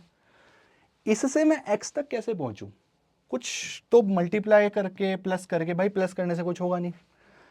अगर मुझे ये A हटाना है, हटाने के लिए मुझे यहाँ पे आइडेंटिटी मैट्रिक्स मिल जाए तो मेरा काम हो जाएगा, सिर्फ X बच जाएगा, X मल्टीप्लाई IX बच जाएगा, है ना, वो X ही होता है। इसे हटाने के लिए अगर मैं अगर इसको मैं pre multiply bye A inverse कर दूं बच्चों, pre multiply bye A inverse कर दूं तो ये हो जाएगा मेरा A इनवर्स AX बराबर A इनवर्स B, ठीक है जी। क्या इसकी वैल्यू मैंने आपको I बताई थी ऊपर? अब ये मत कहना नहीं बताई, ठीक है जी, बताई थी। IX बराबर क्या X ही होगा? क्या X की वैल्यू आ गई A इनवर्स B? क्या X की वैल्यू आ गई A इनवर्स B? क्या A मैट्रिक्स आपको पूरी की पूरी पता है? क्या B मैट्रिक्स आपको पूरी की पूरी पता है? पता है? क्या A इनवर्स निकालने में आप सक्षम हैं? बिल्कुल हैं जी, लेकिन एक शर्त पे निकालेंगे, डिटर्मिनेंट A नॉन जीरो होना चाहिए, यानी कि A मैट्रिक्स नॉन सिंगुलर होनी चाहिए। सिंगुलर हुई तो फिर तो पता नहीं क्या होगा। मैं बताऊंगा बेटा क्या होगा, सॉल्यूशन आने के लिए, यूनिक सॉल्यूशन आने के लिए, अगर यूनिक सॉल्यूशन चाहिए तो डिटर्मिनेंट ए नॉन जीरो चाहिए, ठीक है। तो इसको ए इनवर्स को अगर मैं और सिंप्लीफाई करूं बच्चों, तो मैं क्या इसको एडजॉइंट ए अपॉन डिटर्मिनेंट ए लिख सकता हूं हमारे ऊपर पढ़े हुए फॉर्मूलों से। क्या ये मेरा x का वैल्यू निकल गया, x का वैल्यू निकल गया, x बराबर adjoint A into B upon determinant of A. Adjoint A matrix पता है, एडजॉइंट ए निकल जाएगा, डिटर्मिनेंट ए निकल जाएगा, बी पता है, ये पूरा सॉल्व करके x के बराबर रखोगे, x के कॉरेस्पॉन्डिंग एलिमेंट्स को इक्वल रखोगे, आंसर आ जाएगा। इतना ही है बेटा, कैलकुलेशन करने के लिए इतना ही है। दिस इज कोफिशिएंट वाला मेथड, ठीक है। कोफिशिएंट क्या लिखता है ये, कोफिशिएंट मैट्रिक्स मेथड, मैं तो इसको मैट्रिक्स मेथड बोल देता हूं, ठीक है। आई होप आपको मेरी बात क्लियर हो गई बच्चों, आई होप आपको मेरी बात क्लियर हो गई, ठीक है। आगे बढ़े, आगे बढ़ाएं कहानी को। अब दो सवाल आते हैं यहां पर। अगर डिटर्मिनेंट ए नॉन जीरो है, इस केस में मेरे को बेटा पता क्या मिलेगा, यूनिक सॉल्यूशन, क्योंकि ए इनवर्स डिफाइन हो जाएगा, ए इनवर्स और बी कैलकुलेट कर दोगे तो ऑब्वियसली एक्स की वैल्यू तक पहुंच जाओगे, यूनिक सॉल्यूशन मिलेगा। कैसे निकलेगा वो, ऐसे निकलेगा, खत्म बात, इतना तो कर लोगे। पहली बात, अगर डिटर्मिनेंट ए जीरो के बराबर आ जाए, अगर डिटर्मिनेंट ए जीरो के बराबर आ जाए, उस केस में अभी मैं कुछ नहीं बोल सकता, मेरे को एक और क्वांटिटी कैलकुलेट करनी होगी, adjoint A into B, adjoint A into B, और चेक करना होगा क्या वो जीरो के बराबर है या फिर वो नॉन जीरो है। अगर वो भी जीरो के बराबर आ गया तो फिर मैं कहूंगा भैया मैं नहीं बता सकता, कुछ भी हो सकता है, मुझे नहीं पता।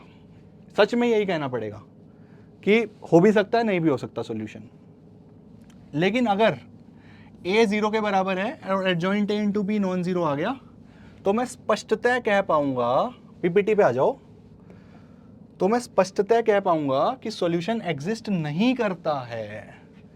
If adjoint b is not equals to 0, then the solution does not exist and the system is called inconsistent. ठीक है, अगर adjoint a 0 के बराबर आ जाए तो सिस्टम में अब इधर कंसिस्टेंट और इनकंसिस्टेंट सॉल्यूशन हो भी सकते हैं, नहीं भी हो सकते। बात समझ में आ गई क्या?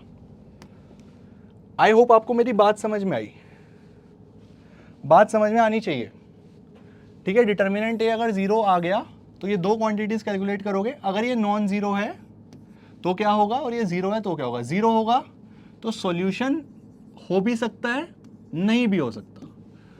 अगर ए का बी नॉन जीरो आ जाए, एडजॉइंट ए इंटू बी, तो कोई सॉल्यूशन एग्जिस्ट नहीं करता, मैं श्योरली कह सकता हूं। इतनी सी कहानी है बेटा। 99% केसेस में यूनिक सॉल्यूशन आएगा, डिटर्मिनेंट ए नॉन जीरो आएगा। जिसको 100 में से 100 लाने हैं वो ये कंडीशन मत भूलना, मैं आपको बता रहा हूं। ये वाली कंडीशन पूछ ली तो कुछ बच्चे भूल जाएंगे और वो गलत कराएंगे, ठीक है। कहानी समझ गए?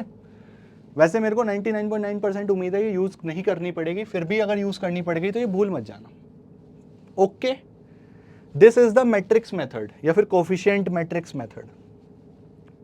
सॉल्यूशन समझ के कैसे आया, ये कैसे निकलता है, ठीक है। एक सवाल देख लें क्या, इससे रिलेटेड एक सवाल कर लें। मैं आपको एक्स वाई में कर देता हूं बेटा, 3 वालों में कैलकुलेशन ही ज्यादा है, प्रोसीजर सेम है, तो लेट मी डू द 2/2 वाला, यानी कि x प्लस वाई बराबर वाला, ठीक है। मैट्रिक्स वाले से ही करूंगा, एक्स वाई एलिमिनेट करके नहीं करूंगा, लेकिन प्रोसीजर सेम है। फालतू में मैं यहाँ पे कैलकुलेशन करके आपका प्रीशियस टाइम वेस्ट करूँ, उसका कोई लॉजिक नहीं है। मैं 2/2 करता हूँ, आप 3/3 ट्राई करना, बुक्स में चेक करना, एग्जाम्पल्स देखना, सेम ही प्रोसीजर, ठीक है। एक एग्जाम्पल उठा लेते हैं बच्चों इसका। एक एग्जाम्पल मैं लिखकर तो लाया था बच्चों आपके लिए, ये देख रहे हैं अभी क्रैमर्स मेथड। ये देखो, 2 सवाल मैं लिख के लेके आया हूँ, एक मेरे लिए एक तुम्हारे लिए। पहला क्या है, solve for X and Y only, ये जेड हटा देना, ठीक है। ओनली एक्स एंड वाई की वैल्यू के लिए सॉल्व करना है। दूसरे में एक्स वाई जेड की वैल्यू निकालनी है। प्रोसीजर सेम रहने वाला है, बस मेरी बात सुनते जाना। क्या है, 2x माइनस 3y बराबर 5, 5x प्लस 3y बराबर 2, 2x minus 3y 2x minus 3y बराबर 5 और दूसरा क्या था 5x प्लस 3y बराबर 2। मैं पता इसको कैसे सॉल्व करूंगा, 3/3 में भी बिल्कुल एज इट इज होगा। मैं इसको लिखूंगा बिल्कुल बोर्ड के पेपर की तरह, कोशिश करता हूं लिखने की। सबसे पहले मैं लिख दूंगा लेट a बराबर कोफिशिएंट्स की मैट्रिक्स 2 3 5 3 2 3 2 माइनस 3 5 3। बेटा साइंस का ध्यान रखना है ना, 2 minus 3 5 3। x matrix column matrix बना लो एक, और b मैट्रिक्स 5 2। अच्छा एक नोमेनक्लेचर और होता है, ठीक है, एक नोमेनक्लेचर और होता है। इस मैट्रिक्स को बोलते हैं कोफिशिएंट मैट्रिक्स। याद रखना कि कोफिशिएंट्स की बनी हुई मैट्रिक्स को बोलते हैं कोफिशिएंट मैट्रिक्स, इसको बोलते हैं कांस्टेंट मैट्रिक्स, कांस्टेंट की मैट्रिक्स। ठीक है, बस इतनी बात याद रखना, पता नहीं कहीं काम आएगा या नहीं आएगा, पता होना चाहिए। चलो जी, ये मैंने लिख दिया। उसके बाद मैं पता क्या कहानी लिखूंगा, बोल के सुना रहा हूं। The above system of linear equations can be also represented as ax बराबर b, उस प्रूफ से जो मैंने करके दिखाया, वेयर a ये है, x ये है, b ये है, ये लिख देना। ठीक है जी। उसके बाद आप लिख देंगे नाउ, सबसे पहले आप निकालेंगे डिटर्मिनेंट ऑफ a। इसके बिना तो बात करना बेकार है भाई, सॉल्यूशन एग्जिस्ट भी तो करना चाहिए। डिटर्मिनेंट ऑफ a क्या होगा बेटा, सॉरी, डिटर्मिनेंट ऑफ a क्या होगा, 2 माइनस 3 5 3।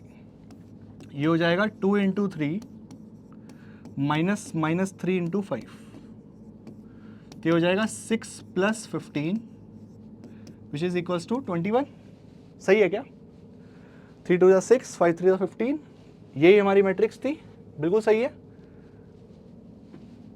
बिल्कुल सही है। क्या मैट्रिक्स थी हमारी, खुल जा बेटा। ओके, बोर्ड भी कह रहा है बस हो गया, आज बहुत ज़्यादा पढ़ा दिया, रुक जाओ। हम नहीं रुकने वाले, आज खत्म करके छोड़ेंगे बेटा पूरा chapter.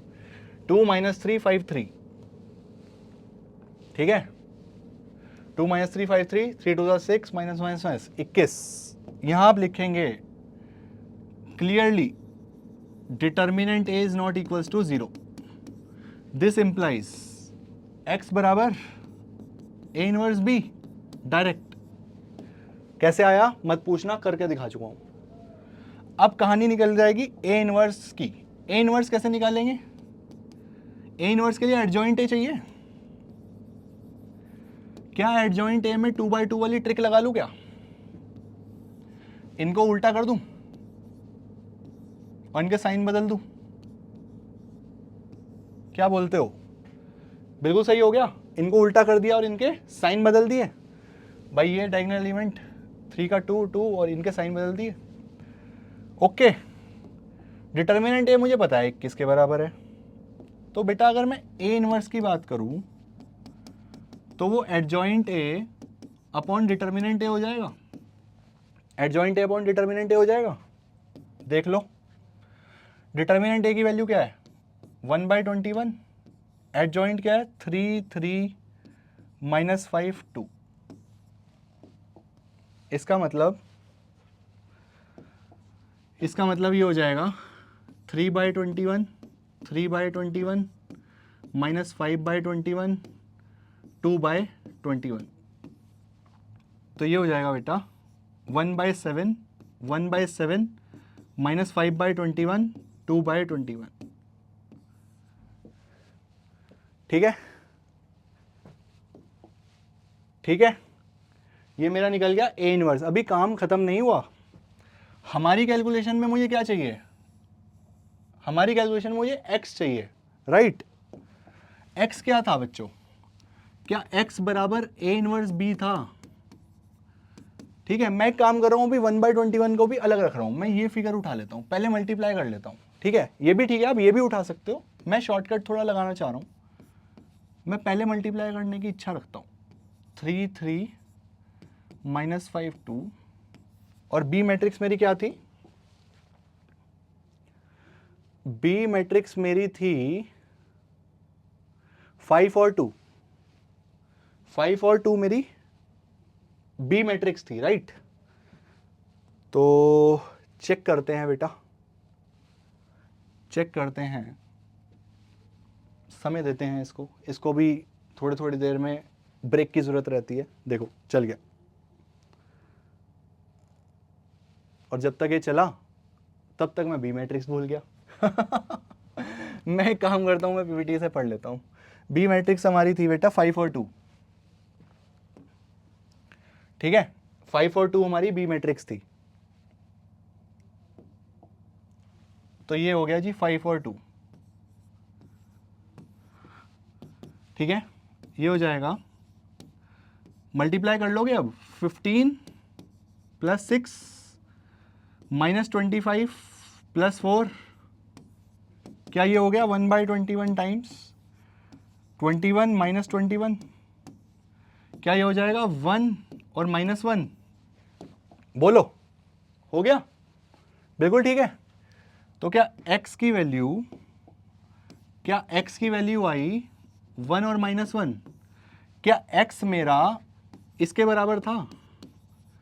On through the concept of equality of matrices क्या मैं कह सकता हूं x बराबर 1 हो गया और y बराबर -1 हो गया?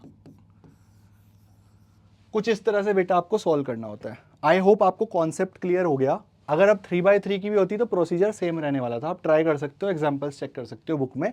जस्ट टू सेव कैलकुलेशन मैंने 2/2 लिया है, एग्जाम में 3/3 ही आएगा, पहले ही बता रहा हूँ, ठीक है? इस तरह से हम लोग सॉल्यूशंस निकाल सकते हैं। This is my answer. Okay, I hope this method is clear. आपको इसी क्वेश्चन को जो दूसरे वाला दिया हुआ है वो इसी मेथड से ट्राई करना है, ओके? और आंसर वेरीफाई करने के लिए मांगना मत ना लायक हो, उसे सॉल्व कर लो ना एलिमिनेट करके XYZ, तो आंसर वेरीफाई हो जाएगा। चलो, last concept of the chapter, last concept of the chapter हमारा क्या है? Cramer's rule. तो अब देखो, ये फालतू का टाइम पास करा रहा है, बोलता है कि लीनियर इक्वेशंस को सॉल्व करने के लिए पहले वो मेथड पढ़ो फिर ये मेथड पढ़ो। काम सेम, आंसर सेम आएगा, मेथड अलग अलग। क्वेश्चन में लिख देगा इसको इसी मेथड से सॉल्व करो, इसको इसी तरह सॉल्व करो, तो दोनों आने चाहिए, ठीक है? क्रैमर्स रूल समझ लो बेटा। क्रैमर्स रूल क्या कहता है? क्रैमर्स रूल में बहुत ज़्यादा आप दिमाग नहीं लगा पाओगे, आपको बहुत इजीली समझना है, आपको बहुत इजीली समझना है कि क्रैमर्स रूल, सेम क्वेश्चन उठाएंगे हम, है ना? सेम क्वेश्चन से ही समझा दूं क्या? सेम क्वेश्चन से ही समझा दूं, सेम आंसर आ जाएगा, तुम्हारे लिए बहुत आसान हो जाएगा।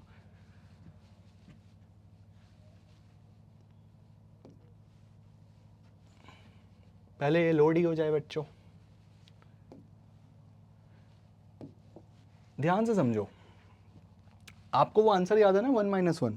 मैं क्रैमर्स रूल समझा रहा हूं आपको।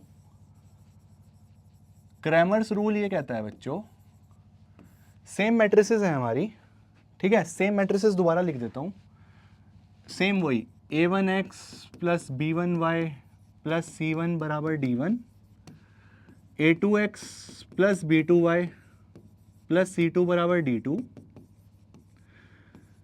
a3x + b3y + c3 = d3। Cramer's rule क्या कहता है? क्रैमर्स रूल कुछ डिटर्मिनेंट्स को डिफाइन करता है। पहला डिटर्मिनेंट समझो, जिसको ये बोलता है डी। ये पता क्या होता है? डिटर्मिनेंट ऑफ कोफिशिएंट मैट्रिक्स,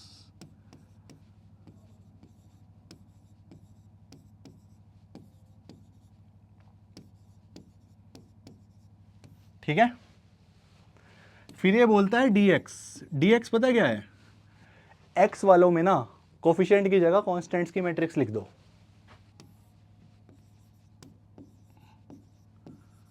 बहुत वेला मेथड है बच्चों, ये प्रोसीजरल है, मतलब ज़्यादा दिमाग लगाने की ज़रूरत नहीं है। dx समझ आ गया, dy, y के जो कोफिशिएंट्स हैं उनकी जगह कांस्टेंट्स लिख दो, बाकी सब एज इट इज।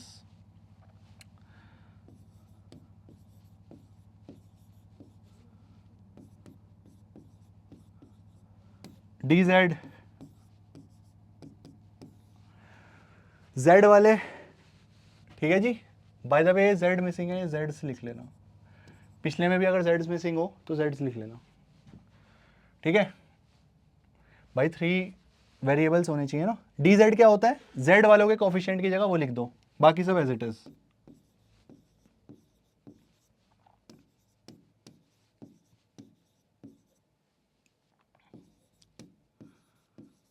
इतना अगर आप लिख पाओगे बच्चों, अगर आपने इतना लिख दिया, इसके बाद कुछ नहीं है। ये भी कुछ नहीं था वैसे तो, बट इसके बाद भी कुछ नहीं है। अब पता है सॉल्यूशंस क्या होंगे मेरे, अगर d मेरा नॉन जीरो है तब d निकाल लेना सबसे पहले, दोनों केस में d पहले निकलता है। अगर मेरा d नॉन जीरो है तो मेरे सॉल्यूशंस पता क्या होंगे, dx बराबर d, y का मेरा आंसर होगा dy बराबर d, डिटर्मिनेंट की वैल्यू निकालो, डिवाइड करो, z का मेरा आंसर होगा dz upon d। This will be my answer to the unique solutions if d is not equals to 0, ठीक है। पहला केस ये तो वो है जो पेपर में पूछा जाएगा, ठीक है। अगला केस सुनो, जो शायद पेपर में पूछा जाए, ये 100 नंबर वालों के लिए, और पूछा जाए तो पूछा भी जा सकता है भाई, सिलेबस में तो है ही, कम पूछा जाता है। अगर d 0 है तो अब निर्भर करेगा dx dy dz की वैल्यू क्या है। अगर d भी 0 है और dx dy dz भी 0 है तो सॉल्यूशन तो नहीं निकल पाएंगे, लेकिन हाँ ये जरूर पता लग जाएगा कि इनफाइनाइट सॉल्यूशंस हैं, ठीक है जी, याद रहेगा। और अगर d 0 है और इन तीनों में से कोई एक भी नॉन जीरो है, एटलीस्ट वन का मतलब समझते हो, कोई एक या एक से ज्यादा, at least one of these 3 dx dy dz is non zero, तो पता मैं क्या बोलूंगा, कुछ कहा नहीं जा सकता, कुछ कहा नहीं जा सकता, इनकंसिस्टेंट हो जाएगा बेसिकली, कोई सॉल्यूशन नहीं निकलेगा, कोई सॉल्यूशन नहीं निकलेगा, समझे। दोबारा बताऊं, दोबारा बिल्कुल नहीं बताऊंगा बेटा, रिकॉर्डिंग देख लेना। इनफाइनाइटली मैनी सॉल्यूशन, कुछ नहीं समझ आ रहा इसमें, नो सॉल्यूशन। अब लॉजिकली भी समझो नो सॉल्यूशन और ये सब की कहानी क्यों। भाई x की वैल्यू क्या थी, सिर्फ x से समझा देता हूं, कंफ्यूजन नहीं होगा, dx अपॉन d। मैंने बोला d का नॉन नेगेटिव है तो यूनिक, भाई डिनोमिनेटर में 0 हो गया तो दिक्कत है ना, नॉन नेगेटिव में मेरा आंसर आ जाएगा। चलो जी, अगर x में dx अपॉन d में ये भी 0 तो ये भी 0, 0.0 को क्या हम लिमिट्स में सॉल्व कर सकते हैं, सिर्फ समझा रहा हूं, अगर किसी ने 11th में लिमिट्स पढ़ा है कर सकते हैं ना, मतलब सॉल्यूशन तो आ सकता है ना, तो इसलिए इसके इनफाइनाइटली मैनी सॉल्यूशन याद रखने के लिए। और अगर ये तो हो जाए नॉन जीरो, ऊपर वाला ये हो जाए नॉन जीरो, ये हो जाए 0, तो ये पता नहीं कहाँ जाएगा, इनफाइनाइट की तरफ, पता नहीं मुझे भाई। 1 अपॉन इनफाइनाइट का तो बड़ा मुश्किल हो जाएगा ना। ये सिर्फ इंडिकेशन है, कॉन्सेप्ट नहीं है, याद रखने के लिए बोल रहा हूँ, नालायक को यहाँ लिमिट विमिट मत लगा देना, तो इसलिए इसका कोई सॉल्यूशन नहीं होगा, ठीक है। यहां तक का कॉन्सेप्ट क्लियर हो गया क्या। मेनली यूनिक पूछा जाएगा, कहानी याद रहनी चाहिए, ठीक है जी। बढ़ो अब आगे बढ़ो, एक सवाल था वो देख लो, सवाल मैं यहीं दोबारा उठा लूं क्या, बस ये सवाल लास्ट, इसके बाद खत्म करते हैं। लास्ट सवाल हमारा वही सेम सवाल उठा रहा हूं, 2x माइनस 3y बराबर 5, 5x प्लस 3y बराबर 2, 2x माइनस 3y बराबर 5, 2x माइनस 3y बराबर 5, 2x माइनस 3y बराबर 5, दूसरा क्या, 5x प्लस 3y बराबर 2, 5x प्लस 3y बराबर 2। चलो फटाफट से डिटर्मिनेंट लिखो क्रैमर्स रूल के हिसाब से, 2 माइनस 3 5 3, इसमें तो 2 ही होंगे D X D Y. X क्या हो जाएगा 5 2 माइनस 3 3। डी वाई क्या होगा 2 5 5 2, निकाल दो।